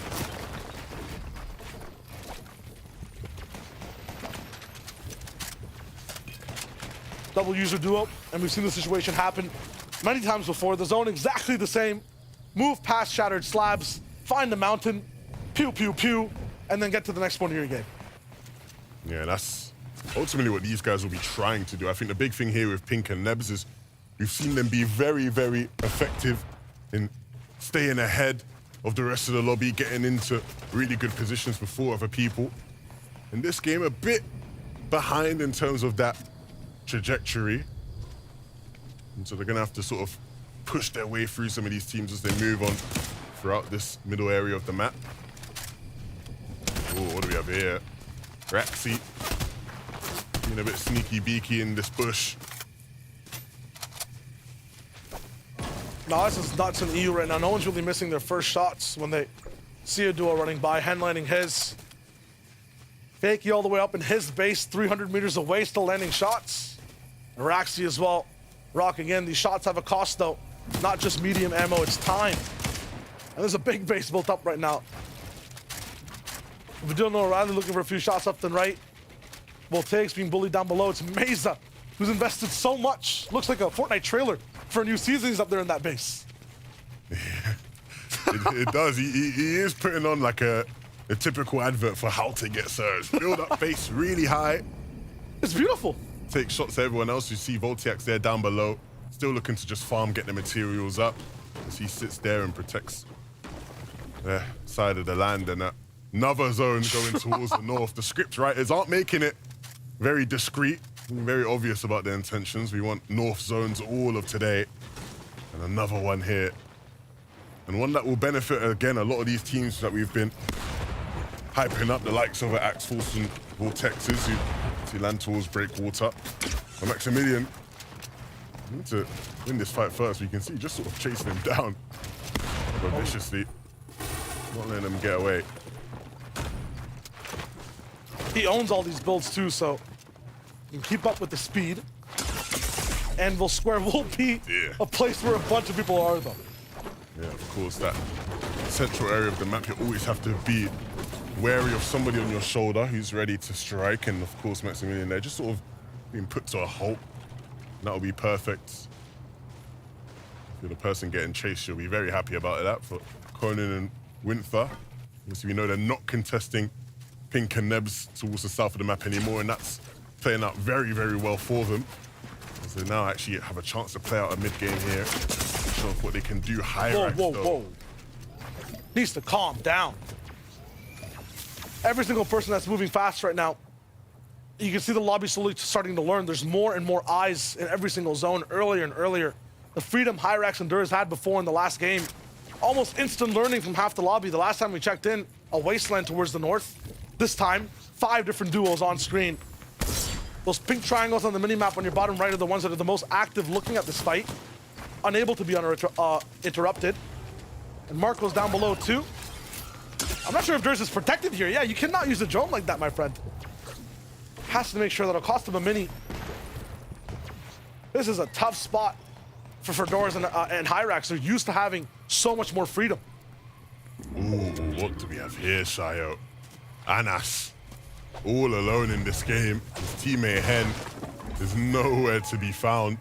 And he's down below on Surge as well. This is not looking good if you're Hen and Anas, one of the bigger name teams we've been hyping up. Of course, we've been hyping up Pink and Nebs all throughout today. And so thankfully for us, we have Savid here on the sideline to give us a quick update on what they've been up to.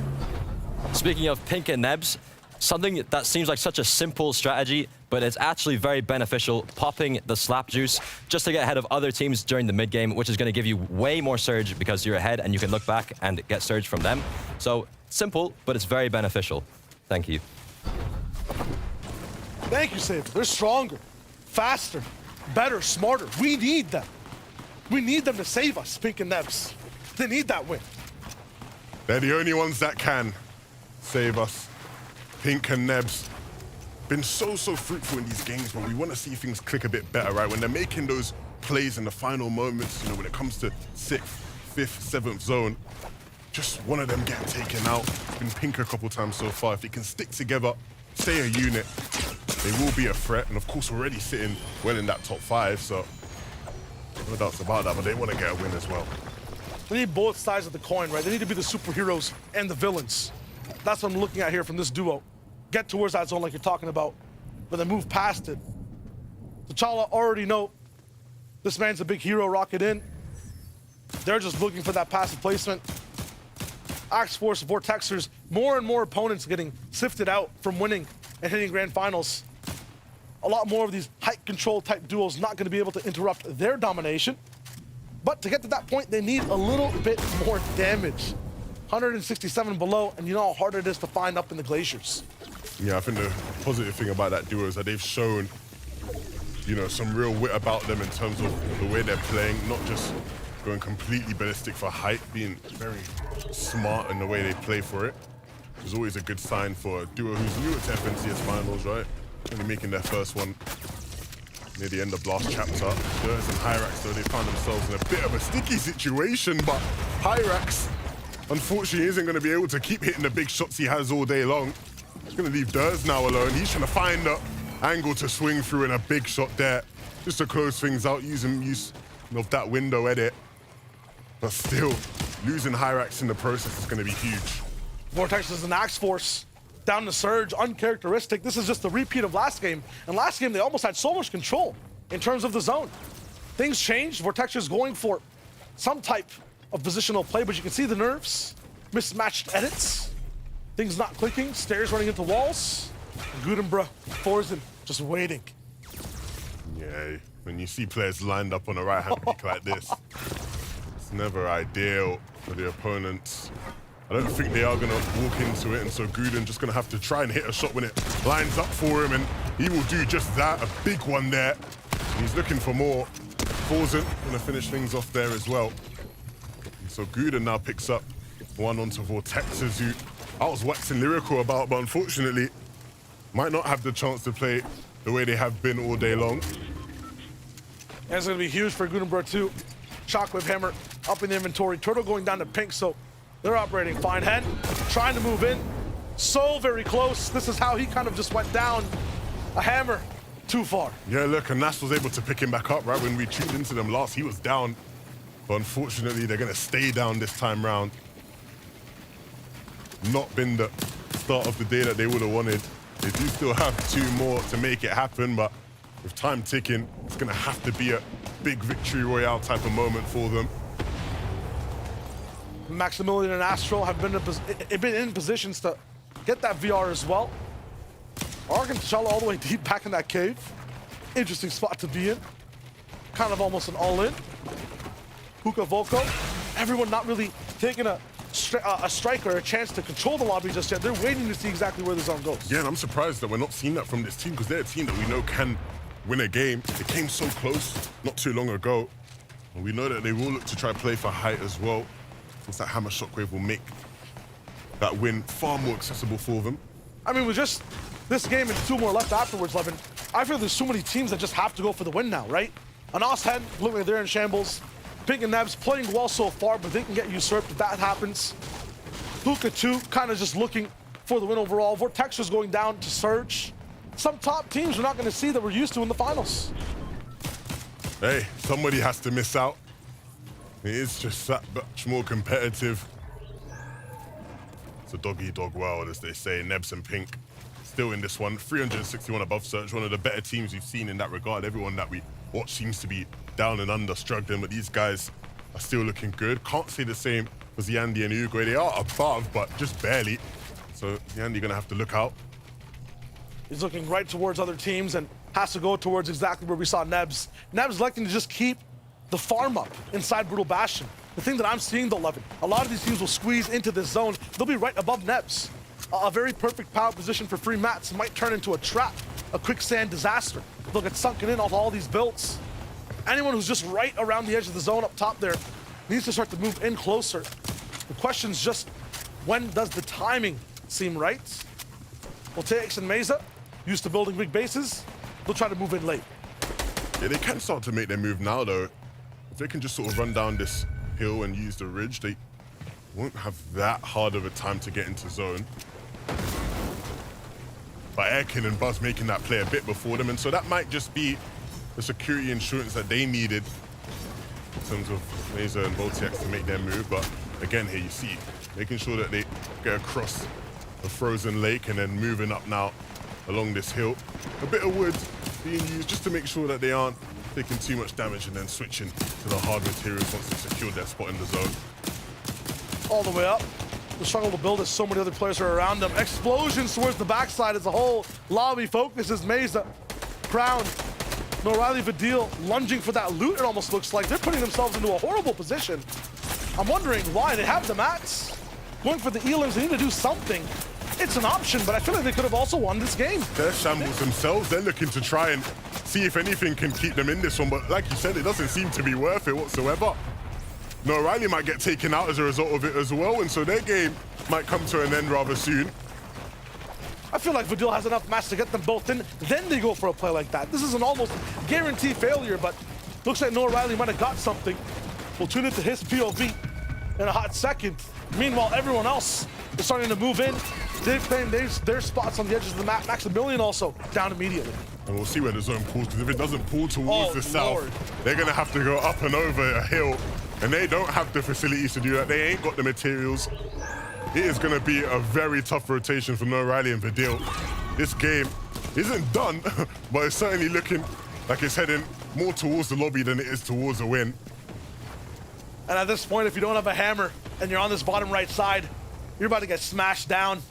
You're about to be nailed in. Leo and Hype already taken down as Winter finds even more. Huge for him on the left side of the map. Fakey still surveying and finds a few more picks from the top side of this huge mountain. Just one big structure in the way. Winter and Conan can keep just moving through the ice. Have so many splashes, could just walk on in. So much more loot to go too. These guys are setting themselves up for a huge game. A refresh at this state, Levin, is absolutely bonkers. Yeah, and that hammer find is going to be so good. They can move into zone. They don't have to worry much about moving up and over. They can just move around it, double bounce, triple bounce, just to get in. and a cheeky little refarm as well, just to get their mats back up to a nice little spot. This is setting up to be a really good game. 28 above for them on Surge, though, so they still need to get active. Meanwhile, all the way towards the north side, a few duos found themselves already in, starting to fight. Shimoki, Laze, and Cherry up in each other's boxes. Vidil, Noah Riley, still somehow alive. I don't know how they've made it to this point. Trying to prove all of us wrong here when it comes to some of the decisions they've made. Need to be careful. This is going to be so tough. Vidil giving all his mats over to Noah. The trust is there within the duo. Yin and Yang might be back. Now just protected, but it costs Vidil about 75 HP, down to 5 mats. He's putting everything in the basket for Noah. They're going to go back towards the fight. It's Krusty and Relvis. Gonna chop a few down. 2 different duels to hit. AD and Hardfire see a spot to be able to capitalize too. Moving over towards the left. Vidil only having 4 mats. Action from all across the ways. They're just caught between a crossfire on both sides too. Metal builds all around, but Vidil's down to nothing. They committed to try and fight, but now they need to just commit because they have nothing. Couple mats being dropped there. Have a little bit of a bounce back, so they have a little bit of time to survive. Hardfind hits a little bit of a pose, but no one's there to stop the shot. And Hardfind eventually will fall at the hands of Kira. They don't know that though. Or do they? Can they pick up that loot? They know something's going on around them, but they desperately need to fight, and soon. They're just banking on just being able to move downwards, straight through their old builds, find a bit of brick, and that's on to Noah Riley. No split there just yet. They see the loot, but it's an absolute trap. There's no way they really go for that. It doesn't seem like there's much there for them to take anyway. But now trying to find some of the other players looking to move down the hill. Lazen might get in their way. And so they're looking to just get right on in, and a big shot isn't going to hit, but they're going to still keep pushing, trying to find it. Lazen returning fire as well. One mistake and they're down. Duels all around them who are rich with util, mats, and everything that they need. This aggressive duo needs to chomp on one. Alligators in the tundra, they get skinned. Noah Riley, the last one alive, 170 mats available, but he's ice cold. We've seen him hit big shots and big clutches in massive moments, but this one might be too much for him. A couple shots connecting there, but nothing meaningful. No hammer, no chance. Look at these builds, the height of them. He can barely even mantle. Somehow, though, avoided every sight line, and the zone has locked in. Does he get another bounce back? Not really. He must push forward through the icy snow. Finds a duo on the left. No, with the chop, and he gets pushed down. Somebody in that bush. You can never be too safe. Guden and Forzen, they currently hold the keys to height right now and need to make sure they keep their distance. Doesn't want to let anybody shockwave them out. Moving towards that front side, just solidifying themselves a bit more here. There's no communication line between high ground and low just yet. Too many old builds in the way, too much natural bastion to be able to chop through as well. So Pink and Nebs, all these mid-ground teams, will have their 2v2s to take. And for this team, we know how prominent they were in the past on height this season, changing their style a bit, and we'll see if they can thrive here. For Ark and T'Challa, we talked about them trying to play a similar style to what we've seen some of the winners of previous games doing, and that's exactly where they're at right now, picking up some of limbs onto Hookah. They're looking good. Swizzy, Shimoki, they're trying to do the remontada, the comeback. They want to get another chance at the victory, and they are very, very close to doing it. Good and Forzen will also have heights. Swizzy, Shimoki, we're on almost ultimate low now. Every second the zone moves, a new layer is found towards the snow on the ground. Swizzy does not want to touch it. He wants to keep those feet warm. All the way up top. Now he jumps straight into Shimoki's box. What a rotate. They find each other, and together they are much, much stronger. Again, another game where Pink has to play a solo. This time, Neb's been the one to fall. 5 eliminations, full hammer charges. It still could be up to Pink. T'Challa has lost Ark now, and so he has to go on his own solo journey. Has 2 shots to hit too with that big hammer.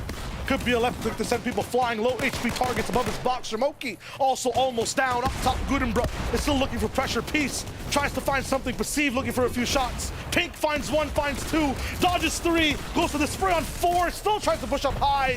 Not gonna be there. Crazy with 6, 7 to claim to his name. This man is popping off. And so much loot there. The hammers are gonna be key for them to win this game. He doesn't actually pick one up. I'm sure that was a blunder. He needs to get one. That could be the difference between a victory royale right now. T'Challa still quiet, looking for his next move, holding on to that first place slot in the lobby. Gudenbra also looking for shots. The entire zone has to move, but then a bounce back happens and gives them some reprieve. And savior for the rest of the teams down below that couldn't quite make it up for later. He wants to go up with this hammer. Chopping up top, going for the shot, looks for the next one, but does not find it. One more towards the right side, and now he's all the way up towards the sky, and it's cones that his teammate places down below. Gudenbra broken down. Forzen finds a way to get around, and later down to 1 HP, has to just jump down. There's no shot, but Forzen finds it. He wished to hold on, but he's lost his teammates.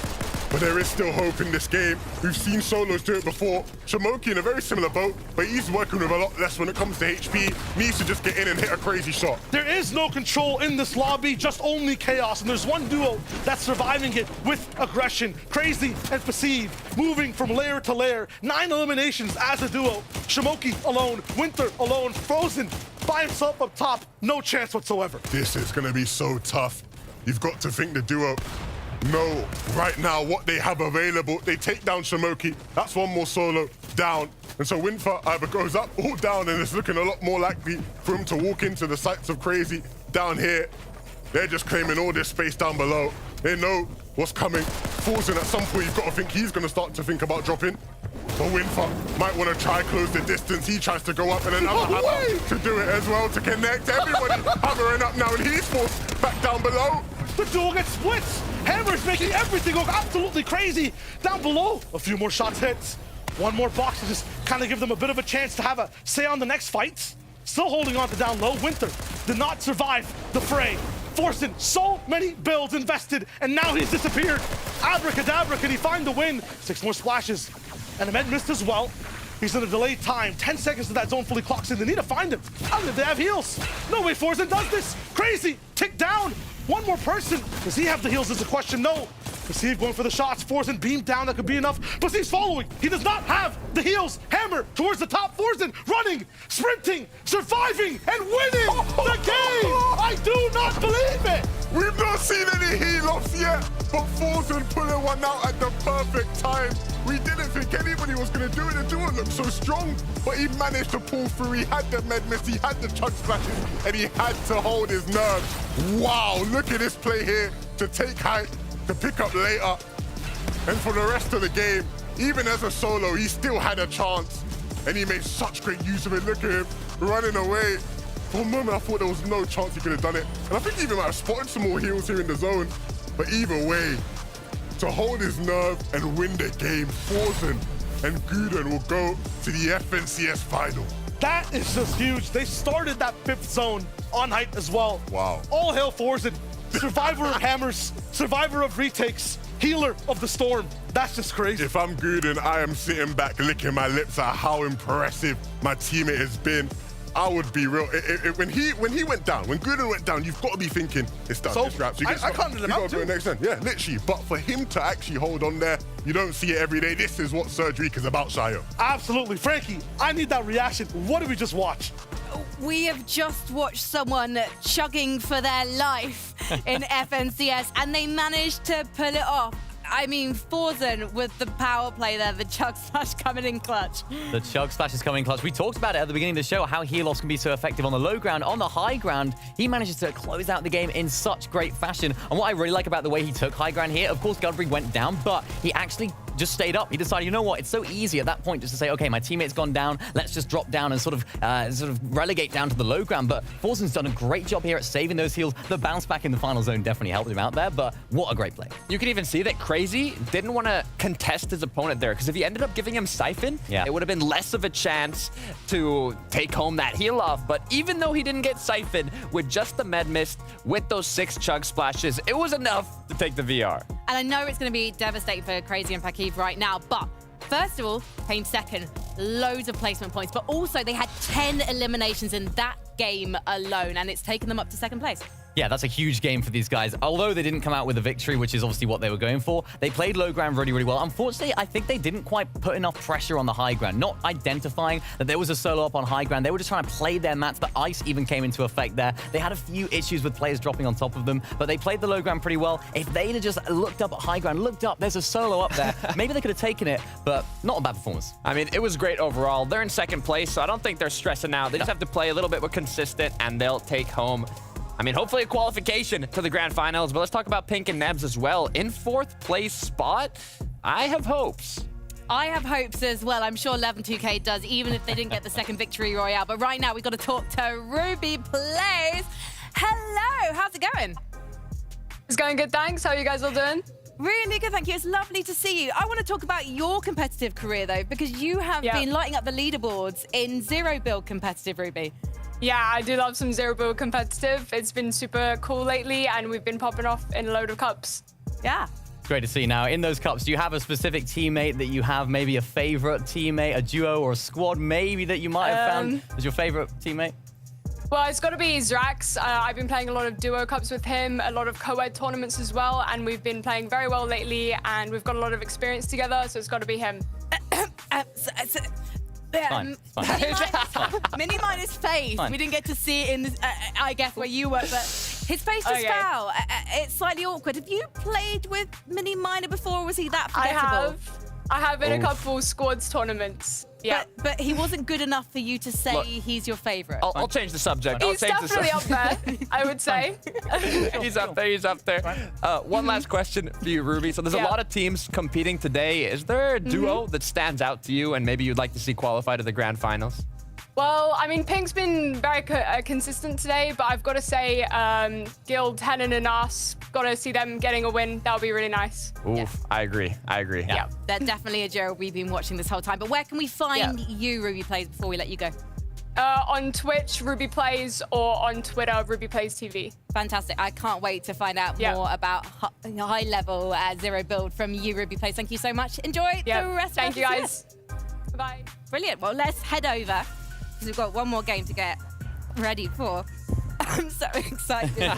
Almost too excited to speak. Too excited. Too excited. Voice in that final moments of that interview. I was just so shocked that Ruby Plays didn't mention you, Mini Minor. I'd love to duo with you. No, Zach's a great player. I've seen them play. They're really, really good. So, it's fine. I'll cry later. We'll play trios. It's fine. We'll play trios. It's okay. We got you, Minnie. Cool, All right. Well, we have got you guys at home because guess what?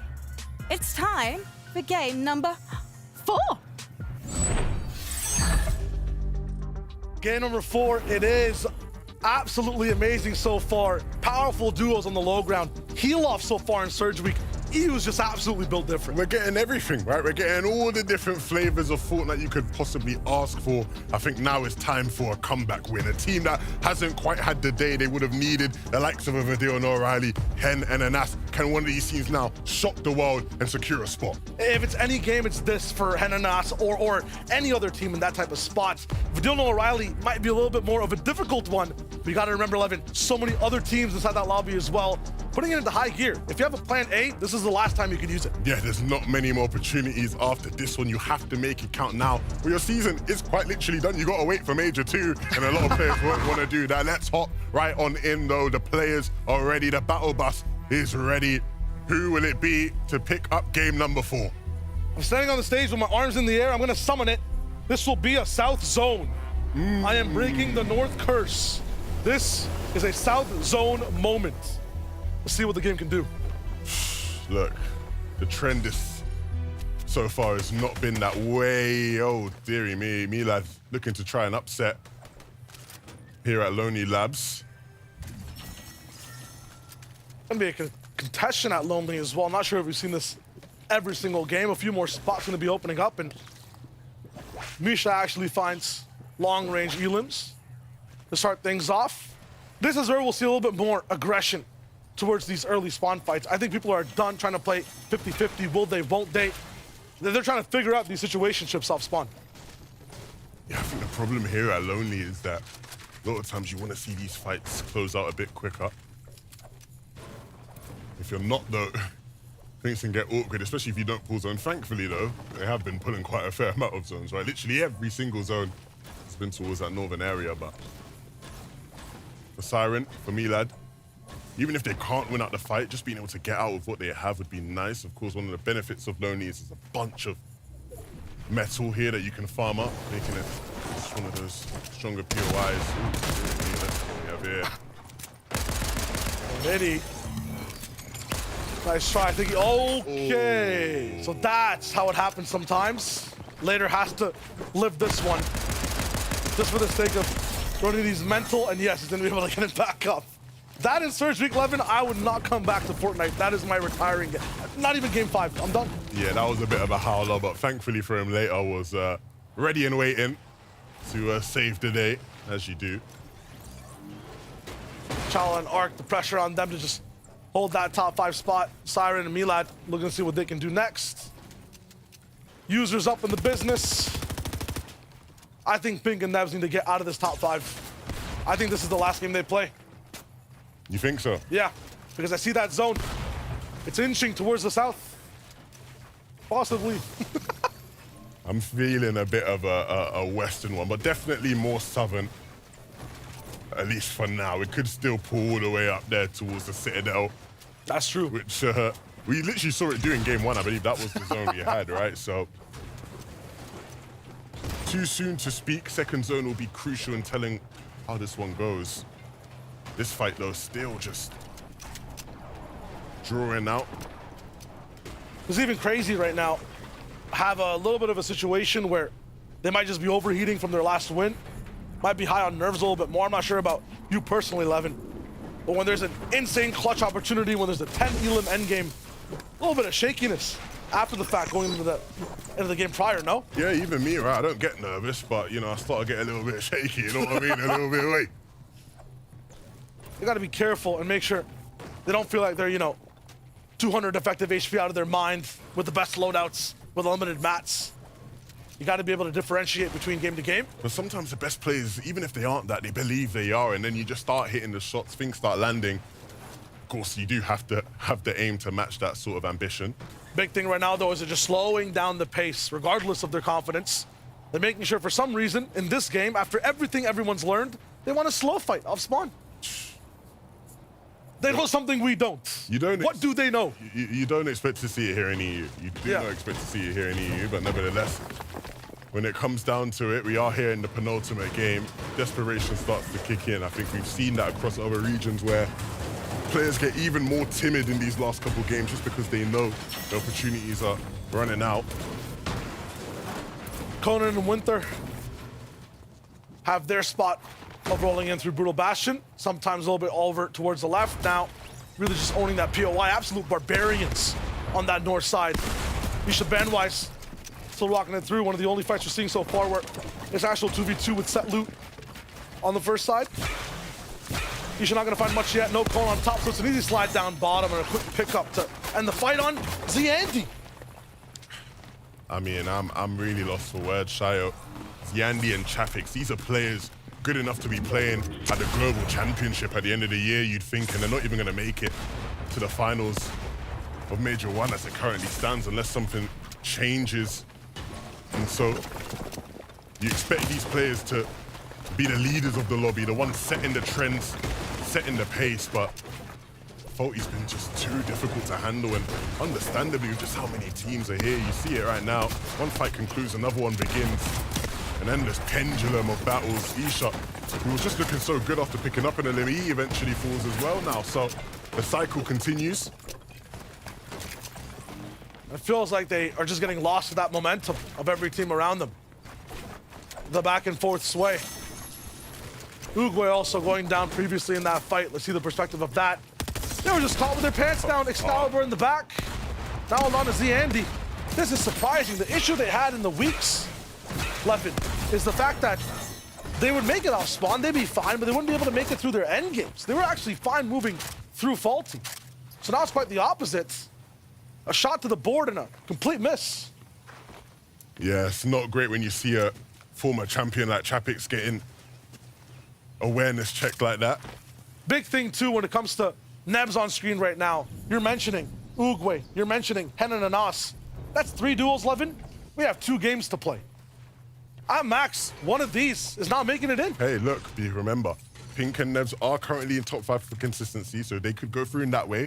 This game, Henan and Nas. Next game, we're doing O'Reilly, all Chapix and Ziandi. No O'Reilly Vidil. I must have forgot. I must have forgot. There's 4, not enough Levin. slots. There's not enough slots. There's no space, Levin. There's not enough space. You're right. You're right. Legends, Levin. You're right. Somebody has to say bye-bye today, and it could be multiple of them, right? Because we still have so many of these different teams in the lobby that have been very impressive. Swizzy and Shamoki here on our screens, they came second place in one of the earlier games. They might look to come through and roll up with the big win this time round. Yeah, for the first half of all these games, they look in championship form. Yeah. When it comes to dealing with pressure, they look in championship form. Winning games might be a little bit of a different situation, but if they play like they are now for the 12 games in finals, if they make it there, huge. Another team that deserves it. Noms and Chap, a little bit of a difference. They are really good at these 2v2s that happen towards the mid game. Isolated. As soon as you put zone in the preference though, in the question. They start to falter a little bit, so you'll notice in this fight, they might have the advantage back and forth. Chap actually going down, so as a duo, synergy just not there yet. Mahi also kind of expressing this fight, going really fast, straight for the chop, forcing Nam to fall down. Fishy gonna be looking to cover that angle too. Textbook plays here from this duo to cover pressure. Not even building a single floor, wall, ramp, just shots. And you gotta hit the shot, Mahi. a bit too short for that one. Misses too though on both sides. Noms just does his best impression of playing on the ropes in the ring. Yeah, he's making them work for it, right? Mahi missing a couple shots there. And Nobs, he's still alive and kicking in this one, but you've got to think now they have sort of composed themselves a bit, and with the zone starting to tick away, it will be the end, and Mahi not going to miss those 2 shots again. And a cheeky little take the L there just to make that one sting just that bit more for Noms. Time to take that duo to the zone now, though. Let's keep it moving. Still a chance to win this game. That was a nuts tracking shot for Mahi, too. Wow. I think he might have used all his power for that one, though. He had to recharge for the rest of the fight. Still, he didn't get damaged once, which is really, really impressive from what I've seen. Maybe just a little bit of an off shot from Noms, but really good at evading that pressure.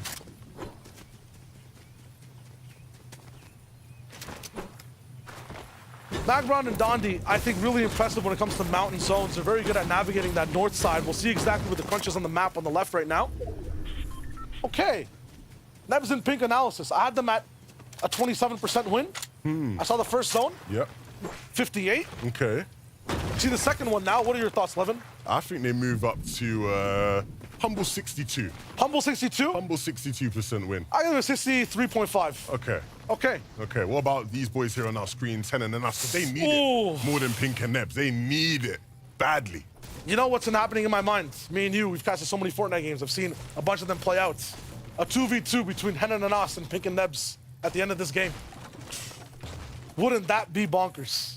These guys, absolutely, you're right, need to win. But I just don't see the confidence. You know what I see them doing all the time?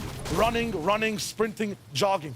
I never see them power position in a box taking shots 200 meters away. Every single team I've seen win so far has done that. They have their spots, they have their surge routes. They keep playing catch-up, Levin. Is that how you win a game? That is not how you win a game. I said at the start of the day, and I'll repeat it here, you want to be staying ahead, especially when it comes to your positioning. These guys, they have a ways to go to get into the zone, Ark and T'Challa, but in terms of them, they have been the epitome of that, staying ahead of everybody in game and in the standings as well. First place in the leaderboard and looking very, very strong right now. Look at that loot, shockwave hammer.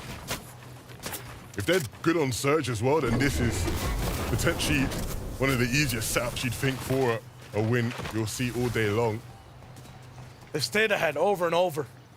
We know, though, in comparison, Henanasi should be so good to rock it in. Crazy and Perceive. We've seen their aggression so far as well. Absolutely amazing in that last game, double digits. Can they disengage, though? Well, Mini, he has the answers.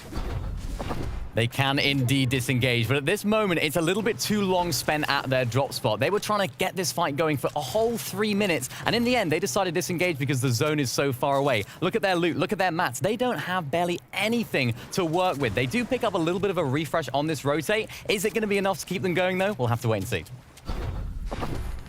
Thank you so much, Mini. Perspective of a team that looks to be in second place overall for the moment. That disengage, absolutely crucial and smart, and a nice pocket of time kind of shown to us by Mini Miner for their total story today. 2 more games, just including this one, in total to go through.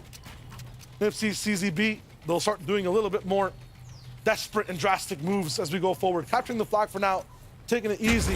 They're gonna reveal on the POI and so much free loot. Matt, it's basically like spawning your own llama over time if you're playing from chapter 1 and just tuning in overall in this new chapter. J-Slam and Cosmo, I feel like these guys are also a little bit more of the background duos that we've seen so far. Every time there's a dope play happening, J-Slam's in a box, watching. Every time there's one duo being eliminated, J-Slam has his feet up in a very good spot, but just not part of the conversation. 134 points, 6th place overall. Could rock in, he's right there. If a team wins in that top 5, J-Slam close to their quality. If they have one more good game, J-Slam closer to quality. Yeah, they have been consistent, not quite consistent enough to be in that top 5. Right, but like you said, if the likes of a Pink and Nebs do have that kind of game where they move on out, of this top 5 position and move on out of the lobby, it would do wonders for Jay and Cosmo. And the weakness of this major so far, the times I've seen Pink and Nebs truly go for that win, they're way deep into the zone already on a high ground position. Still on the edge here in Frenzy Farms. I'm wondering exactly what the game plan is for Pink and Nebs. Crazy and Perceive might have done something very creative in that first game. They tried to go for that same type of situation, but Siren was ready. They are down. That's really nice. Of course, these guys were fighting it out at Lonely Labs to start the game. And they eventually disengaged, like Mini Miner told us, but clashing heads later on in the game. And the zone will pull towards that central area of this one. And so a bit of a journey for them to make once they finish this little fishing excursion they're going on, of course, using that Jelly Angler augment. No way. Jay down on Surge, though. This is not what they can afford to let happen. They have been a team who has been relatively consistent, but they need to keep that if they have any chance of qualifying.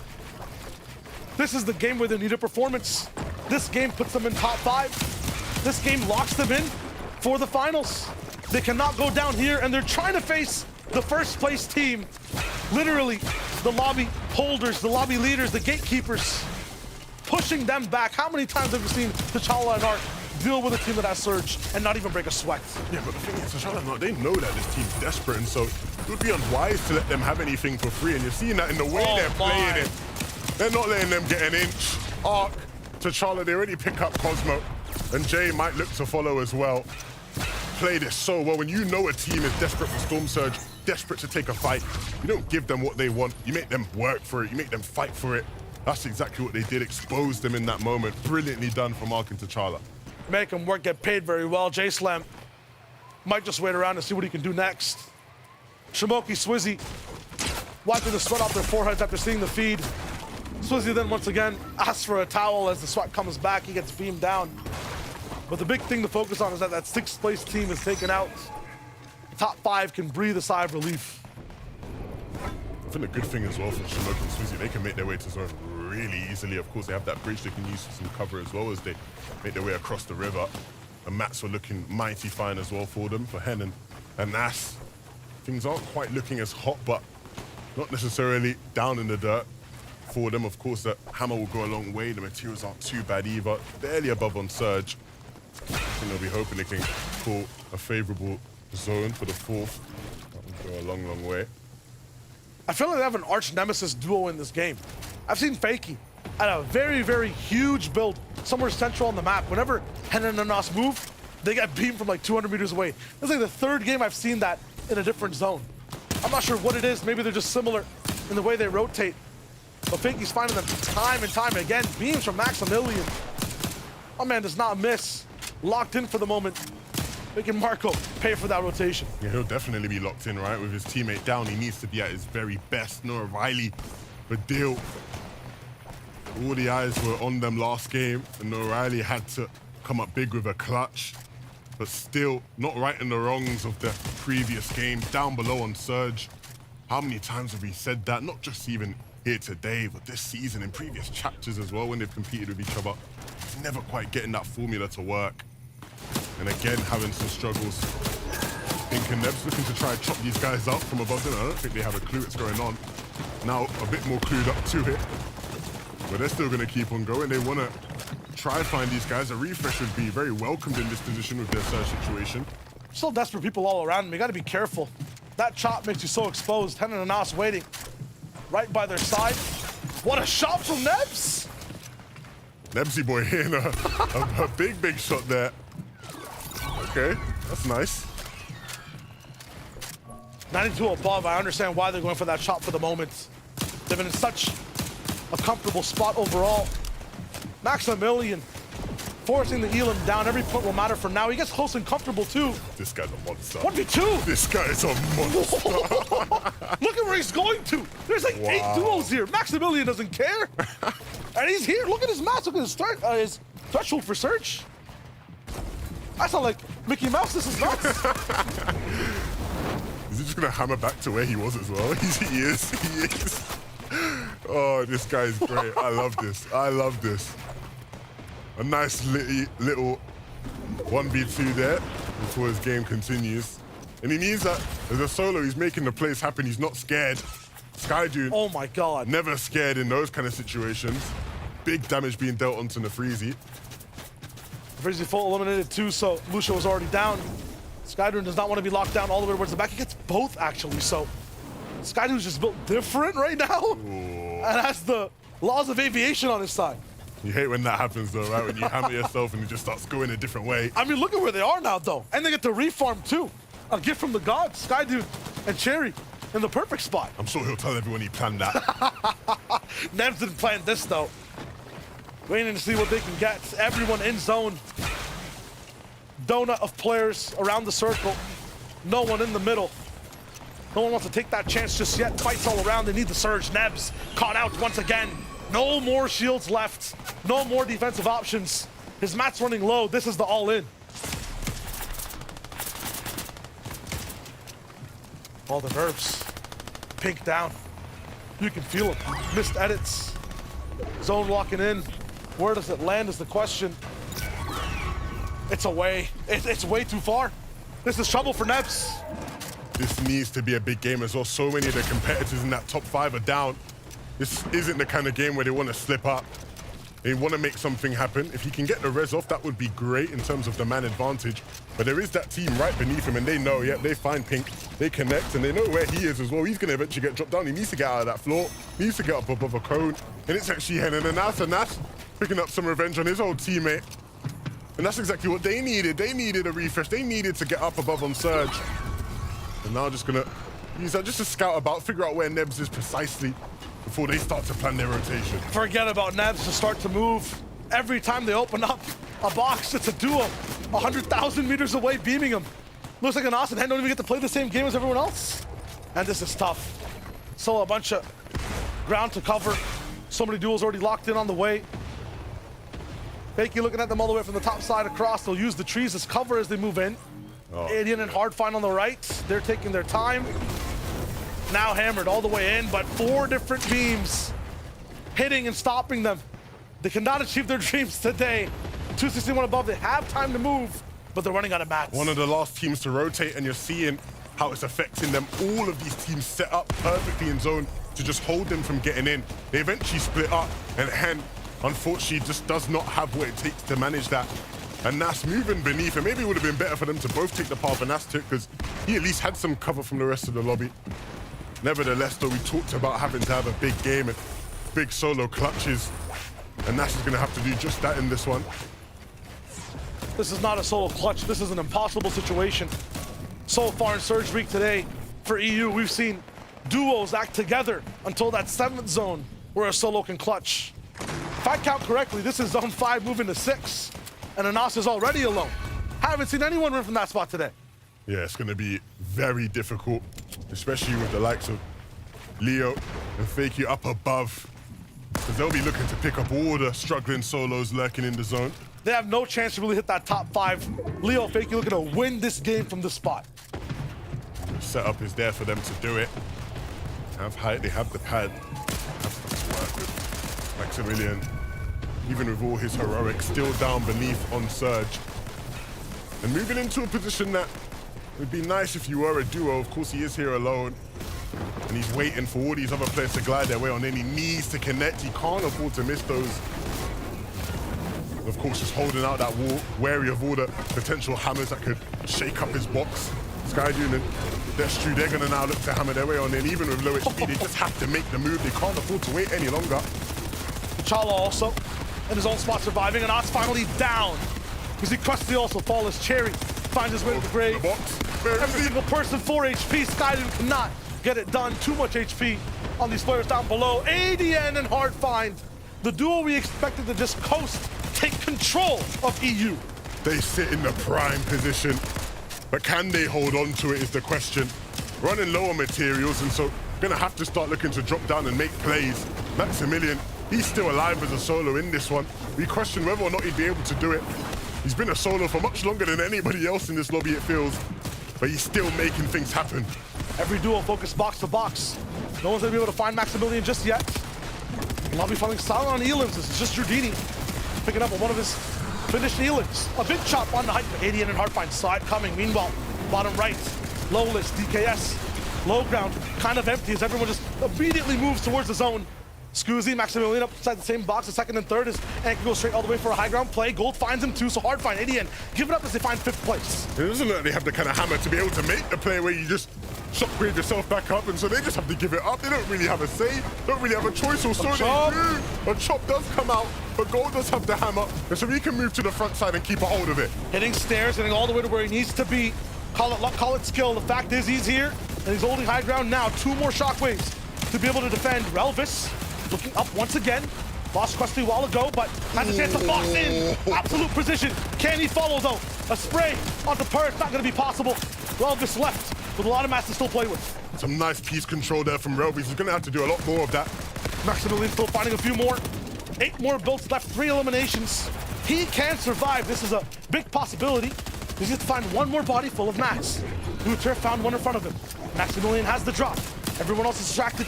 Up, down, beside and below. Maximilian looking for his next move. He can move up. It has to be the absolute correct play. Has the hammer too, but chooses to follow. Oh my god, the composure from Maximilian, but a surprise in the box as T'Challa, the king, takes him down. Arkin T'Challa, always going to be that roadblock for anybody Chaos! that wants to have something in this lobby. CZB just opens it up. Nipsey and Grands just found a few to make this play possible. 5 elims in total from the bottom of the boards. Relvis also absolutely raised in his own box. T'Challa holding his own. Raxi now, they're running low in materials. They're going to have to make a play. There are plenty of teams up and around them. And Ark's going to be left by himself. DKS also on the same layers, taking down T'Challa.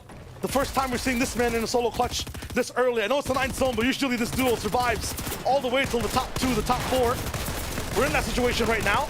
Raxi rolling in with Cizro. A bunch of these players not near that top 5. They need this win. This is a desperate situation for all of them.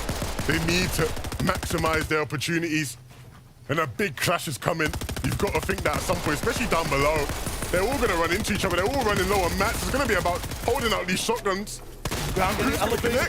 It's going to be so tough. No room to move, no room to breathe. Cizro looking for it first. Goes for a shot. Not going to be possible. He gets bots. DKS and Lowless, they've been here. Molded. Brewing in the low ground, waiting for the next shot in. Lowless just knows, but he doesn't get the siphon. It's Nipsey up top. They're completely chopping everyone down, including themselves. CZB is looking to just rail this one in. It's one opponent towards the end, just DKS. They're running low on mats themselves. They just need to connect with the shot. They have the hammer. They know they can go up if needed. They just got to hit the shot, and that's what they'll do. Can he take him out? He can. DKS is no match. Nipsey and CZB win the game. The composure from this duo, they just stayed absolutely through so many different atrocities off spawn, issues with Surge. They have the one game, they have the chance to get their win. I think the good thing about that game for them was that there was just so much carnage taking place beneath them, but still so many full duos who had to clash heads. They could just sit there and wait for everyone to bump into each other. And of course the zone a bit favorable, moving up and down this weird little elevation. And so when they ran out of mats, the timing was perfect. They could just swoop in and clean up. Everyone else overthinks, overheats, the pressure getting to them in game 4. Nipsey, CZB, they act. And when you act, you win, and you're straight off to the finals. And we talked about it. So many of those teams nowhere near contention to be able to actually qualify on consistency. A win was all that would be possible. They are the ones to swoop through. Absolutely, and for the fans watching at home, that's another spot taken away from the likes of the greats. Hananas, Uguay, impossibilities for every single person you're a fan of to make it in, and that makes the Grands even more exciting. Hey, look, there is still one more chance for these players. Who will it be? Frankie, let us know. I wish I could let you know, but unfortunately, my crystal ball is currently at the workshop having repairs. But right now, let's talk about who did just get a victory royale, because Nipsey and CZB, I mean, they had that high ground and they got the timing perfectly right onto when to drop down and take that fight to Carter. Look, DKS was the last one up. It looked like he had a challenge, but it was a mission, which is not an easy one at all. I mean, the CZB Nipsey really just showed their dominance in those last moments from above. It didn't look like DKS had much of a chance to take it home in that last match, but the good news is he has one more opportunity. Yeah, David, you're used to being in these crazy clutch situations. What did you make of the plays from Nipsey and CZB? I am actually over the moon that Nipsey has managed to win Game 4 because Nipsey, in fact, is Irish.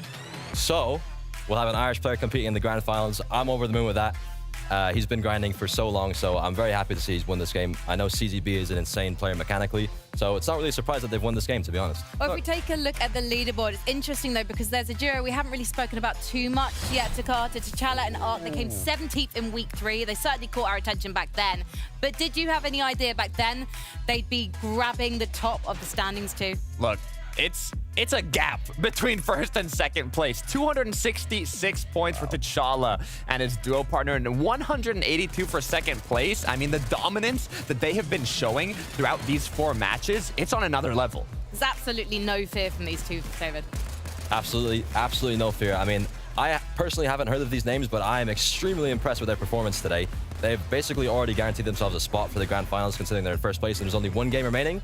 So they must be over the moon right now. Well, here's the interesting thing, because if these two do get themselves a victory royale, then of course the whole standings move up. So Swizzy and Shimoki, they could be in with a shot because they came out the gate fighting, perhaps slow down a little bit in the most recent games. Look, I also want to bring up Pink and Nebs. They're on the cutoff right now, the borderline. 5th place spot, 162 points, just a little above 4 points of a difference. It's a 6-point difference between 5th and 6th place. So Pink and Nebs really have to make sure that they get out the early game, they get out the mid game, they keep in mind Storm Surge and at least get enough points to maintain that spot on the leaderboard, because it's either qualifying through consistency or it's winning this last match, but it's only one more opportunity to get the VR. And if we take a look at the placement points so far, in 9th we've got Relvis and Krusty, but look, there's so few points between them and that top 5, and they are fighting tooth and nail to be considered for that grand final. 100%. I mean, we can see the shots that are connecting here from Krusty. You cannot miss your shots if you want to place in the grand finals. If you want to get your hands on that golden ticket, it's all about consistency and it's all about controlling your nerves. And you can see, even though Krusty went down here, his duo partner was able to clutch it up a little bit longer, taking out a Nos and even securing some placements. I know he's not on the leaderboard, but I kind of want to give a cheeky shout out to Maximilian because he survived for so many zones after going down. But you've got to hand it to Relvis here, David. He is positioning himself so well and everything is chaos around him. Yes, I've played versus this duo multiple times within tournaments. They are very good. They're very committed to the game. They improve from their mistakes, and they have a very likely chance of qualifying for the grand finals today. They just need a little bit of a good game in the last one or a win. That will also work. Would you give it to them above any of the other guys who are currently above them in the standings? That's a good question. I've seen Swizzy and Shimoki. They've been playing very good today. We all obviously want to see Pink and Nebs take home the qualification. I would be very disappointed if they don't, but anyone's got a chance. And you are so experienced in these situations. I mean, you have kind of left it to the last moment to qualify for grand finals before, David. Yes, I've actually qualified through reboot round when there's only been 3 chances. So that was like absolutely hype. It was in the last game.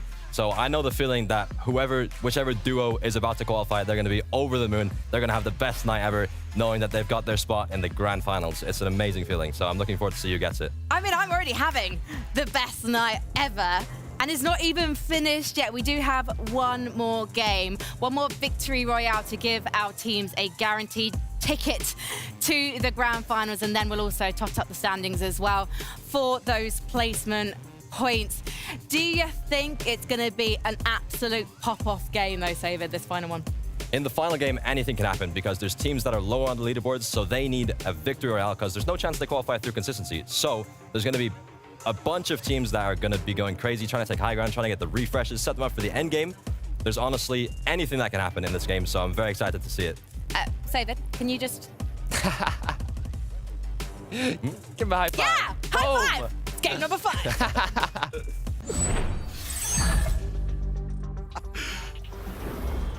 It's time for the Gigabanger game, Game 5 of Surge Week on EU. Everything comes down to this moment. The last time we will see so many of these teams here in the FNCS Major 1. It is your time to make it count. Favorites following the underdogs rise. One more chance for the top 5 to also hold on to their spot. It's not a guarantee level. And look, with so many of our tier 1 names and big name players still needing to qualify, there isn't enough space on the battle bus for everybody in the finals. Somebody will fall out of it. Who will it be in this game? Hey, the seats are getting a little bit claustrophobic. The bus is filling up with just gaseous air. It's gonna be tough for all these teams to just kind of move through the mist. This is gonna be a big one. Hey, look, Frankie said she was already having the best night ever. The best night still yet to come. We have one game left to secure a spot in the FNCS final.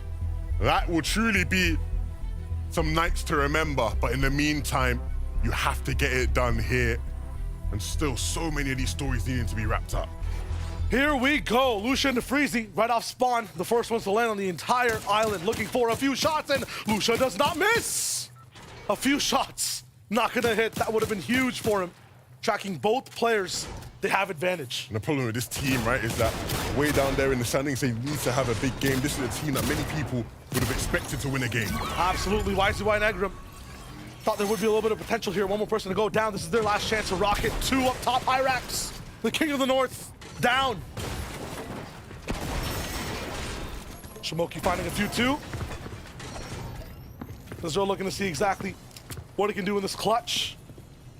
Hyrax taken out by Skyzoo as well. Every off-spawn fight accelerated.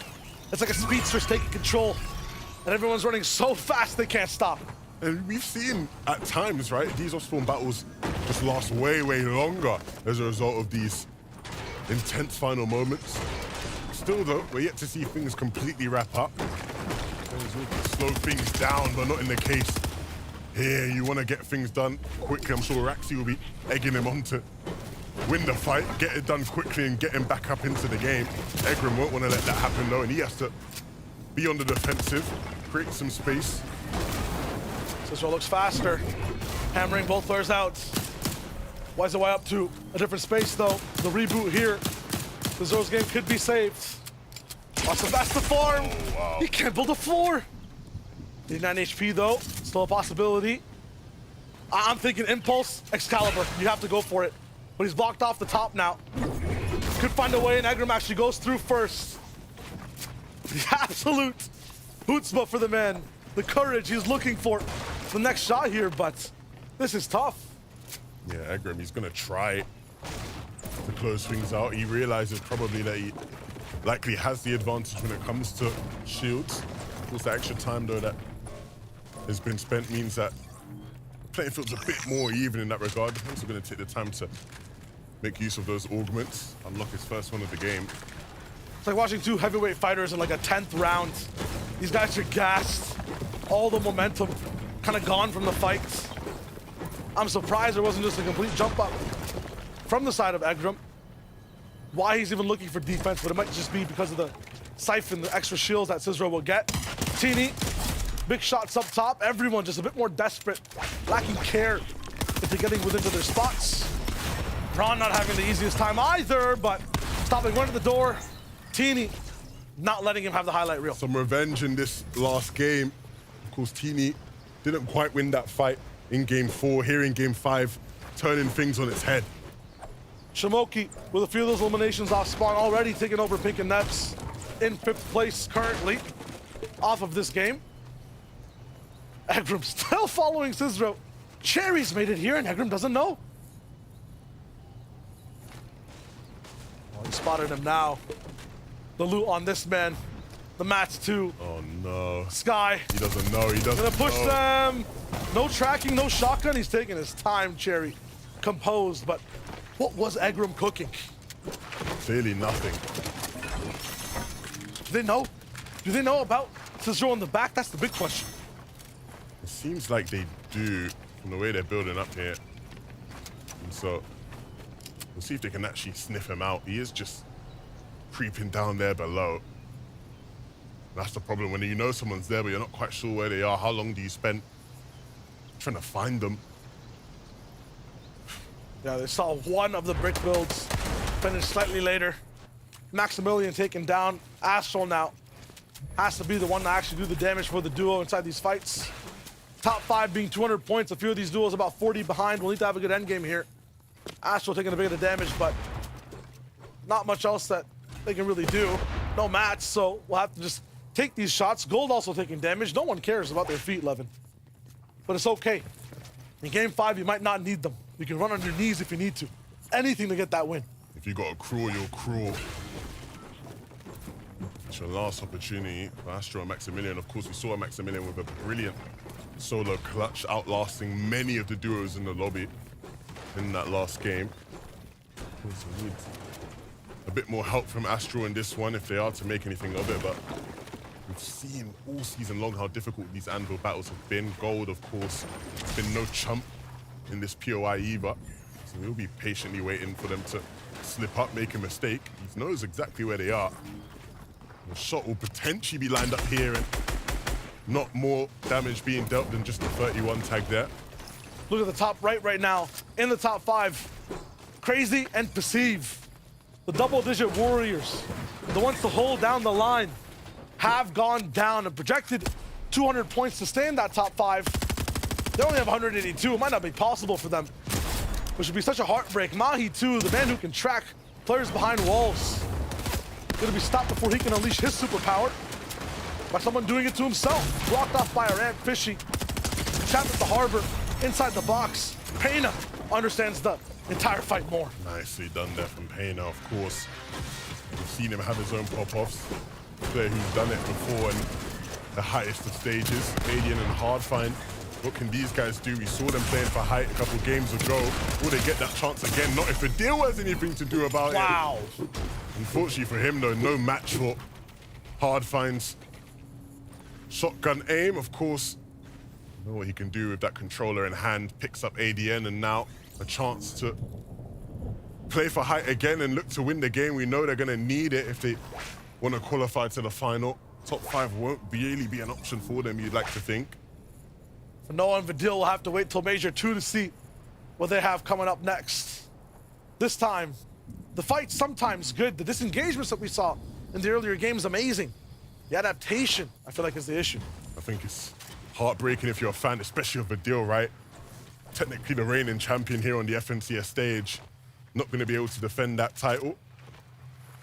It'll be his other half, former duo Janice, playing with Reason in the finals that will look to do that, but for him, back to the drawing board. For both those players, almost, it feels like they just need someone else. Maybe they need each other again. It doesn't seem like anyone really run from that split. Yeah. The team's as strong as the combination of the former champions. Pink and Anas, or Pink and Neb, sorry, he might be saying a similar thing because Pink was chilling comfortably, making it to finals consistently when playing with Anas. This time round here, just on the cusp with Nebs. They need to have a big game here if they want to qualify through. For Anas and Hen, I mean, maybe the switch up in roles is just a bit too much to handle. Maybe it's just the drop spot for their zone. It's always the same situation. I like to see them set themselves up, or just Hen specifically, set himself up for a spot where he can actually play the game. And if that's to happen, I don't think he should be the one IGLing, the one leading the way. Unfortunately, that's the situation he finds himself in. You don't want to ever count these guys out with how much talent they have, but from what they've shown us all season long, it's just not of the standard of the elite players we expect to see. And now every time you get beamed down, it hurts a little bit more. Every time you lose shield, every time you stop your game plan and just recuperate back up, it might just tilt you over. And you'll fall down, and you'll be rocked. And then Dondi and Mag Runner on your box, and you're an Anas alone. Hen, down for the count. At least you'll be able to help with the calls. There's still a chance for a reboot here. It'll be huge, but Anas is by himself, and I'm not used to an FNCS finals without either play. We'll still see more. This is not over for Anas just yet. He has the hammer, the keg, the splashes. An isolated fight almost, but zone just a bit too far away for this one. He'd have to go to Anvil to try to get that reboot almost. Maybe the Citadel, but he'd be in circle. And up the Citadel, you can't really get into zone to get much. Uguay Zandy, looking really good on loot as well. Or just in terms of Uguay. I'm not sure exactly what Zandy has, but they might have a chance to win this one. Kind of rotating like they did in Old. Big chance right here. Here in this last game with so many of the big names we've been discussing needing to have a big game, a win, potentially. We have Mini Miner here on the sidelines ready to update us on what they're all up to. Thank you, Levin. Now, all of these top teams need to get into those grand finals in different ways. Uguay, look at the loot they've managed to get off spawn. A hammer off spawn is going to be so crucial. These guys need a win. Hen and Anas, of course, we just saw Hen going down. Anas is still alive. He does have that shockwave hammer, so they also need a win. A team that needs to stay in the top 5, though, it's Pink and, of course, his teammate Nebs. Now, they're, of course, getting some surge tags on the top of this base. We haven't seen them have this zone yet, so hopefully they'll be able to capitalize. That is the biggest update we've seen. One of the most important from Mini Miner so far. Updates on the game too. On TikTok, you can see some highlights, FNComp_official. If you want to follow that one up. That's the more info, just like Mini Miner's dropping. Hey, look, make sure to get a pen and paper out and take note of what Mini Miner had to say there. We're gonna be click following. I'm writing. You better be taking note of that. Of course, all those teams will be the ones with all the fans watching from home thinking, can they do it? Can they do it? I want to see them play in the finals.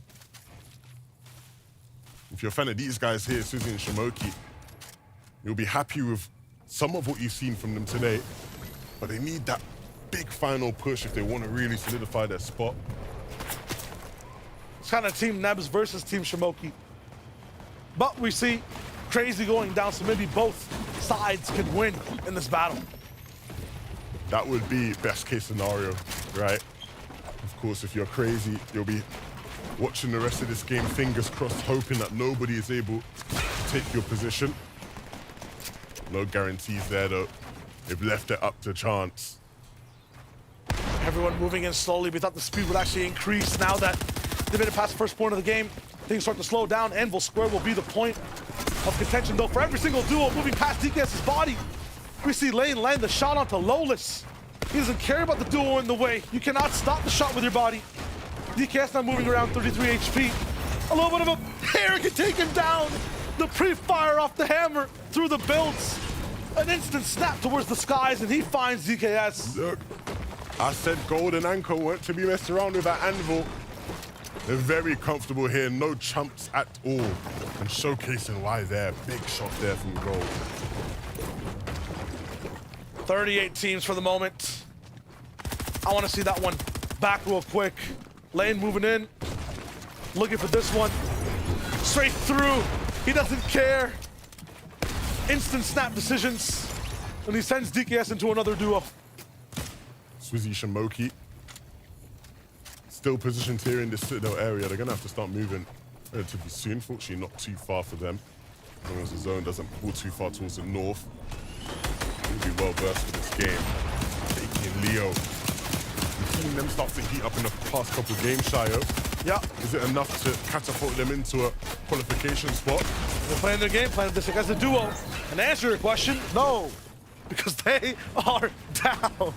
Lizen and Cherry up in the business. The instigators, the disruptors. Every box they go into, one less person comes out. Looks like T'Challa might be by himself too. I'm trying to look for his duo, but I don't see him right now. Just see one. They're so ahead though, they should almost be guaranteed to qualify here. Maximilian also walking around. I don't see a partner either. Lizen and Cherry, an absolute force to be reckoned with. Yeah, it looks like there is no one left. They've just taken apart some of the strongest duos in the lobby. Slove also waiting on the sidelines. Bandwise up top, the user duo wants to keep their spot inside the top 5, and everyone's just waiting that extra moment, looking for anyone to make a mistake to overpeak the kind of move, and Slove takes the brunt of their punishment. Yeah, user 9 with a nice shot there, but connected a couple more. Norm's making use of that zip line. It's been a while since we've seen a play like that. Reloaded mid-fight and still hitting a big 152 there. Wow. Nicely done from Noms. A millisecond of a difference. That could have been Noms' head. He just ducked to the bottom left to dodge the shots. Kira and Giardini, the ones to start all the eliminations towards these end zones, are going to be the ones to move first as well as they get in. Volko and Hookah also moving through, but you can sense the tension for all these players. You can sense some of the hesitation in moving left and right.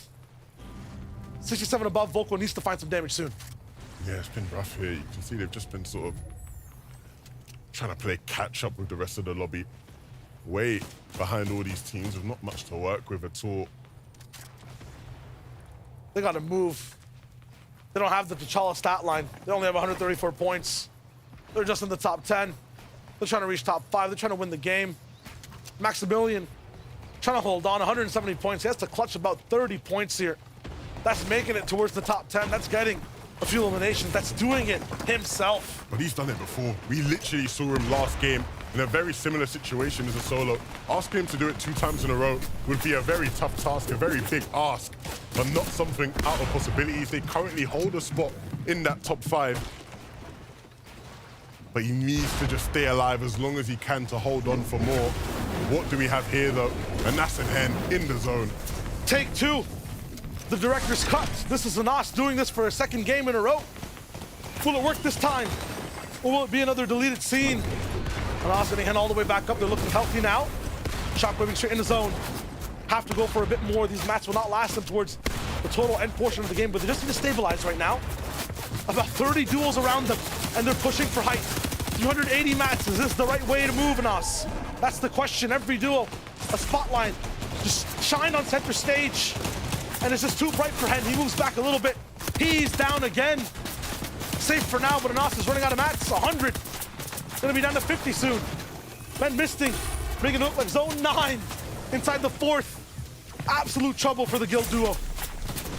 I never thought I'd be saying the lights are too bright for these two star names of the region, and it just hasn't been good. You saw up there, and that's Hen. They tried to build, make themselves look big and strong, but with nothing but wood, it was very obvious what they were really packing. Hen has a few mats though. Has to stick this for 10. Has to try anything, but too many eyes, and the greats fall. Hen and Anas. That will be the end of the road, the end of the season for this duo. 2 titans in the EU region who just haven't quite been able to put things together. Everything falling apart for them when it mattered the most. Pink and Nebs will be hoping they don't have a similar fate, but they are well on their way to doing that if they can't have a big game here. All these chug splashes will be very useful in keeping them alive as long as possible as they make their move on now. Nebs just there, waiting. Everyone now has to move up the glacier. Have to elevate to a different section, a different dimension of map. This bottom side will not last for too long, especially if that zone moves up top. Maximilian down below by himself, User, and his duo looking to just absolutely slam in this game. Cosmo and Jay just seems like they're so far away. You can see the concentration on Jay's face on the bottom left. Ahead of Surge. Actually have a good loadout, not much rotation. You have to make the perfect call. Yeah, these guys, they've been just on the outside, knocking in all day long. And so if there was a time to really start to barge their way through that door, it would be now. We're talking about the top 5. We're talking about trying to get to that threshold. Someone still is going to win this game. Any single duo you're watching right now, any single solo player can make it to the FNCS Grand Finals. There's just 1 game left. Maximilian might just have 1 minute left on his health bar. 124 damage below Storm Surge for the moment. 2 to 3 duels right above him. The zone does pull close by, but he has to find a way to get out of the basement here, get out of the floorboards. Away from the Ravens down below. Isha and Benwatch to the left. Wixes, Guterek to the right. He is in big trouble. Very big trouble indeed, and he doesn't want to be in trouble. He wants to be thriving, alive, and he needs a big shot if he needs to do that. But unfortunately for him, without much shield and many maps to work with, it will be the end of the road. 172 points is what it will be to overtake them in the standings. And there are a couple teams just lurking around that area who do maybe have what it takes to push their way past. Skyler and Sherry have the planning. Unfortunately, a lot of the times they don't get the luck right after the fact. The maximum move for them. But luckily, no one's watching, as they have their own demons to conquer box to box. Skyler and Cherry make it to the glacier. 1 pit stop and a few more meters to go. Meanwhile, still more teams behind them. Siren in front. We've seen how good they are at stopping things. Hyrax still alive with Durs on the right side. Cherry there too. You're looking at some of the hardest duels to get past in terms of beams in the lobby. If anyone looks back, Vortexers is there now too. What a scary sight for Cherry and Skydune. They hammered their way in unscathed. Absolutely crazy. Jackson and Turtle also allowed to continue to play the game. And look, this is looking very much like a zone we saw to start off today's competition. Are we going to see a repeat of that in terms of the teams who are doing well? Pink in the feed takes down Jay, and so knocking out some of his direct competition to actually qualify on top 5 consistency. Moving that top 5, just go a bit higher. Lane 12 points, needs that win. User will climb towards the top. They end up winning a game. That top 5 basically becomes the top 6. Anchor Ben Whites, they trade blows. Cosmo finds Sky Dude, so the solo, it's a possibility. He's alive, a chop down up top, but User connects. More shockwaves coming in. He's out of mats. No mats. No materials here. This is not what they would have wanted. They love the positioning, but without many materials to do anything with it, it's a perfect opportunity for Suzy and Shamoki just beneath them to really capitalize and take the game by storm. Height is fake. The high ground is fake. Does Shamoki know it? They might just stay on that mid ground. It might just be a little bit of scariness from it being the last game. User runs all the way away. They need a refresh. All the way on the back of Nebs. With desperation, your shots could fire harder. Your aim could reign true. You're following the builds. Pulls on the backside though. Nebs very smart. Pink might just save a few mats there though, and that might be his demise. They're coming in, being careful with it. Perfect rotation still. Find one. It connects. User trying to go all the way. 180 from User. It's insane. The finish on the Magbron. He is down. They find a few mats. 418, a total of 600 almost. But the editing, the thought process is delaying as they try to find a way to come in. They'll be on the backside of the zone as Milad goes all the way for height. Siren has stopped so many people so far. Now he's seeing the sky as Pink and Nebs control the ground below. This is a team who must have a good game. There is no ifs, buts, or maybes. They have to make it count. Running low when it comes to the materials, but they do have some chug splashes to work with. Need to find a refresh though, and that's what they'll do. They'll push into this box. They'll take this fight. They need it. Teamy, will he have a response? It doesn't quite look like it, and they'll take him out. Nebs rolling in with his shotgun, making things happen, but they need to be careful. The job's not finished. There are still teams in this lobby. Interruption from the backside. They find a shotgun hammer down below on the bodies. Have so many splashes. 20, 19, 30 even. They're still splashing. They're in a different game right now, a different zone. They'll find their way in as Hank gets absolutely chopped. Siren still building towards the skies. He's done it 4 times. His mats are running low. He needs to find Turtle, and of course it's there. Put it on YouTube if you want, and boom, for the right side. Siren is too good, singing towards the skies. Finds a hammer, no charges. Finds a few mats, but not too many. A solo, no. Milad's there, and he's building high and strong. Could be chopped, but not now. Kira and Giordini down on low. They have chances. 2 shotguns out, no kills whatsoever. A flip, but no elimination as Kiro finds a few shots, but nothing past the damage. Meanwhile, on height, Siren is still alive. Pink and Nebs are moving up, straight into Axe Force and Vortexer's box. Blazin is there on the left side as well. Chick from the backside might interrupt Nebs. Siren, Milad up top, still looking for beams down below. Vortexer's looking at the entire lobby on the bottom right side looking for shots. He has the entire control. Totem's down on low ground. Pink and Nebs still secure in their own box. And they had to get up, and that's exactly what they did. They keep it moving now, and they're looking a lot stronger than what they were a couple moments before. Will they make use of it though? You can see them looking up to the skies. Cherry denies Swizz an entire chance towards the finals. Pink has it. A big shot onto Jackson, but they can't find the body. Just to Elam. A few more splashes left. They can take another pit stop. Nebs is still there with full shields. They're looking for it. They can just survive a bit longer. They can control that top 5. Giordini still alive. He's towards the backside of the zone. Big shockwave hammer, and he goes straight towards the ground. Nope. Catches himself right towards the right side. Dande is gonna go down. Cherry taking down another big player. Nebs and Pink have control. They're still in this game, and there is just one team that looks to be a threat to them up above on height.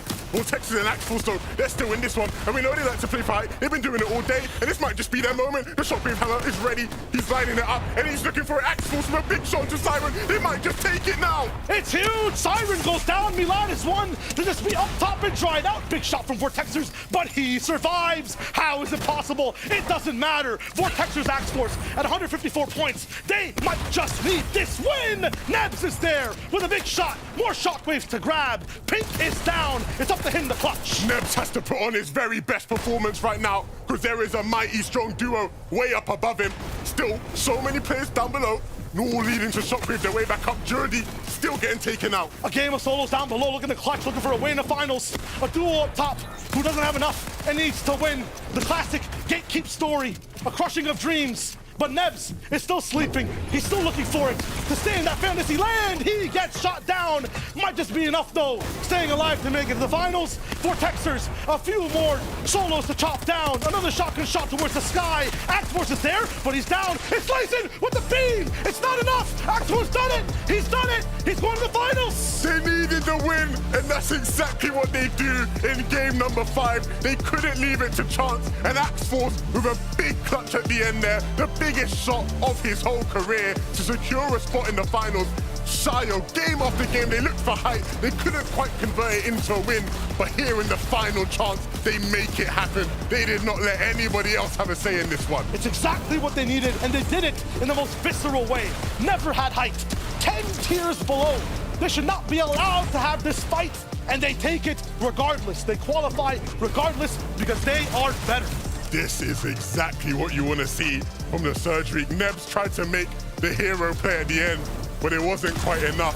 For Layson, he didn't have the match to deal with their force. You can see here reloading and just connecting, lining things up. It was close at the end, I'll give them that. It was very, very close. But Axforce and Vortexes, the deserving winners after all the hard yards they put in today. A difference of 4 bullets to see who goes to those EU FNCS Grand Finals. Levin, I wouldn't have Surgery any other way. Look, it has been such a phenomenal set of games, but there is still questions to be answered. Who was the finishing top 5? The only people that can help us out with that is going to be Frankie, Takata, and Save It.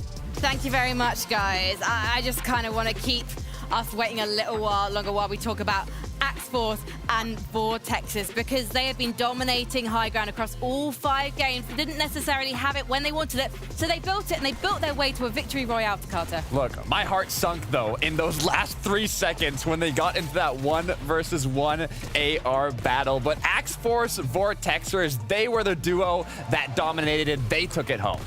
It's really pleasing to see them get that victory royale as well, because they've been impressive all evening. Yeah, we have to give it to them. I think we have to give them the title of high ground owners for this tournament. They've been on high ground more games than less. They've been on like 3 out of 5 games, something like that. So it's no surprise they took home the last game win. I'm not entirely sure, but I think they might have been top 5 in consistency. So I'm not 100% sure. Don't quote me on that. But a team from the lower brackets might actually take home a qualification now. And let's take a look at the standings right now. We knew T-Cheller and Ark pretty much had it in the bag, but this means that Crazy and Pakev, they make it to the top 5. They nearly got a victory royale early today, and they just about did it in the end in terms of their points, but also Pink and Nebs. We were worried about them going into this game. They were right at the bottom of that top 5, but then they went and they had a barnstorm of a game, David. They really needed a good game in the last game, but they managed to pull through. You know, I think when you're dealing with this high caliber of players, they're always going to pull through. They know how to deal with their nerves. They know what's coming up. You know, they know what to expect. So very glad to see them. We're going to be seeing them next weekend in the grand finals. And also, Takata, you're going to be happy about Crazy and his duo partner. I'm from Spain myself, so seeing Crazy qualify alongside his duo in the 5th place spot. Vamos, Crazy. You know I'm excited. Savid was looking at me. I was smiling when I saw him in the top 5, but it's Pink and Nebs that we got to talk about here, that we have to highlight from such a performance. We thought with 11-2K guarantee that Togata guaranteed that they were going to take a victory royale, but they played it perfectly and consistent. In the 2nd place spot after the day went on. I mean, consistency, it's honestly, I'd say the best way to qualify. They're so humble, you know, playing all the matches through, getting as much practice as possible, so they're more ready for the grand finals. But we did expect Pink and Nebs to qualify straight into the grand finals, not to have to go through Surge Week. Do you think their confidence is going to be boosted by that domination today? Look, I know their confidence, it's already pretty high. This duo is an incredibly strong duo, but now with the 2nd place finish, I know they're relieved, they're happy, but I also know they're focused. These are competitors, and they're thinking directly, what are we going to do in grands? Where are we going to drop? What's our route, and what's the next steps? Well, earlier today, we did see multiple teams get their place in the grand finals by taking the victory royale. It was the easy way of doing it, so let's remind ourselves of those winning duos with Shayo and with 11-2K. Thank you so much, Frankie. And great breakdown on the side as well from, just the boys. Right now, I'm happy this is here, 11, because I forgot game 1, Art Skill, T-Chips. absolute precision, big win. They just dodged everything. It's amazing. It's been such a long day. I almost forgot these guys won the first game, right? It felt like it was centuries ago they did it, but so impressive in that pursuit of the win. A very top team that definitely deserves their spot in the final, and I'm excited to see if they can keep picking up wins like this. Absolutely. After that, Boaz and Jaggy, I think one of the most creative wins we've seen so far. These guys just waited the entire time, did nothing, or, just survived the chaos that was the jungle, invited a player back to their house, shockwaved up, won the entire game. Well, look, we saw it from some of the latter games, right? It's not as easy when you're the duo with so many solos surrounding you. Boaz and Jaggy, they kept their cool, they kept their nerve, and they were very deserving of the win in the end. I think a team that maybe would have surprised a lot of people to make it through and get a win. Not many people that would have had them on that list, but nevertheless, they came through. Absolutely. After that, Forzen and Gudenbreath. I mean, these guys, high ground connoisseurs, the dominators, going up and down, left and right, denying retakes. That's not something we've seen too much inside Surge Week or any of the weeks in general at all, right? The Queasy Vino show. If they want to play like that, though, Levin, they got to face the bosses in finals. Yeah, I think we all were hyping up whether or not hype would look the way it typically has without the likes of Queasy and Venom in the lobby. And it didn't, but these guys added a new flavor that I think was so exciting. And the creativity from the heel-off, absolutely insane. So much fun to watch. Nipsey and Grand's CZB, the textbook definition of the greatness of Surge Week. A team with no chance, putting their all in it and winning, Levin. Yeah, and I'm sure all the Irish fans at home will be very happy to see their boy Nipsey qualifying through there. In these final moments here, right, we've seen these Shockwave plays all season long. DKS couldn't quite do enough there to keep up, but Game 5, what a game that was, Shah Wager. I've still lost my breath after that game, and that was insane from Max Force and Vortex. I might have to buy some more breath somewhere. Hit me up with any supermarkets up in Copenhagen. Axe Force Vortexers, they started the day with domination. They were there every single game in the background. Finally took matters into their own hands. I feel like desperation was the key for every duo. They, I just feel like, wanted it more. They were just built different. I think what makes their story so beautiful is we see teams all throughout the day who, will have plays in the final moments, aren't quite able to make it, and then they just slip away. You don't see them again. These guys were consistent force, and when it didn't look like it was possible for them anymore, they made it happen. And it's just amazing. I can't wait to see more of them in the finals. For now, I think T'Challa might be waiting on the line. Frankie has a little bit more with that. Thank you very much, guys. I can't wait to see more of you two in the finals. But right now, T'Challa, one of the men of the moment. First of all, congratulations on making your first ever FNCS Grand Finals. You must be feeling amazing right now. Can you hear me? Yeah, I can. You can? Brilliant. You're just processing the fact that you're a finalist. Yeah. Let me ask you about the fact that you knew that you'd already qualified going into game number 5. Did that change the way you approached the game? Yeah, we played confident and we killed a team because we were below on Surge, but unfortunately we died. Yeah. So. Unfortunately, you were eliminated, but it's fine because you'd already booked your place in that finals. So, T'Challa, I must ask, very good job today, I must say. What did you do in the past weeks to get you to this point of consistency, to the point where you can easily qualify without even having to do good in the final game? We played a lot of custom, so we were prepared of the spawn and everything. We just played Surge. Well done. And we were fine. That's great. And one last question for you, T'Challa. Speaking about Surge, this was Surge Week, but now you're going to the Grand Finals. Do you have a Surge plan for your drop spot in Grand Finals, or are you going to be researching and studying now? No, not yet. We need to find a spot where to land first. Makes sense. So not getting too excited just yet, but we're so excited to get to see you play again next week in that Grand Final. Thank you so much, T'Challa. Congratulations. Thank you. Bye-bye. Brilliant. Well, there you go. Now we've got the broadcast schedule for you, so you can see when you need to be here to watch our Grand Finals next weekend, because we've got a total of 12 games, which means we're going to be here on Saturday and Sunday, the same for NA East as well. If you want to get your full-on Fortnite fix for the weekend, get your popcorn in, because we need to head over right now to find out what snacks our commentators will be bringing to the Green Room Party next weekend. It's the final weekend of this season, boys. What are you going to be popping? Oh, I'm not going to be eating anything. I'm going to be casting. Water. Yeah, water. Plenty of water. Maybe some tea as well. Keep the throat soothed. Look, it has been a brilliant season up to this point. I think what we've seen here, right, today was so impressive. And to think that those weren't like the best teams this season, technically, right? And so the best yet to come is going to be a great weekend. Yeah, and it's just a little bit of spice on top of it. Sometimes there's a lot of teams that move over to the finals after Surge or semis. This time, it's just enough. 10 teams to mix it up. What do the drop spots look like? That changes everything up to Kata. It's going to be insane. Right. Before today, there was only 40 spots taken on that grand finals map. But now with 10 more duos going in, it's going to shake things up, and these duos are going to have to adapt. I mean, who doesn't look forward to grand finals? You know, you've got 50 duos, the best players in all of Europe, going at it, fighting for a huge prize pool. So it's just going to be insane to watch, and I can't wait. David, it's your first time being an analyst rather than being in the lobby. Have we converted you to the broadcast talent life? I won't lie, it's been very fun. I do miss competing. You know, I've been in a couple of grand finals myself. I haven't gotten a good placement, unfortunately, because I've always been contested. But you know what? It's all right. You had the reboot, man. You had the reboot. That matters more than some placements. I'm telling you. True. Huge. How many grand finals have you been in, Levin? You know, a couple. 17? A couple of my time. 17 time 25? finalists, you know what I'm saying? 803. Yeah. NA West, though, so it doesn't really count. Hey, relax, okay? Relax. Yeah. I haven't been in any, which is my way of saying I'm incredibly impressed with you being able to do both, best of both worlds on this stage. Can't wait to see all of you back here next weekend. I'm gonna take a leaf out of 11TK's book though. I'm gonna give you a Frankie Ward guarantee that next weekend is gonna be the most competitive we have ever seen at FNCS. How does that sound to you, gentlemen? I agree. I like it. I agree. 100%. All right. Okay. There's only one more thing left for me to say. We will see you on the battle bus.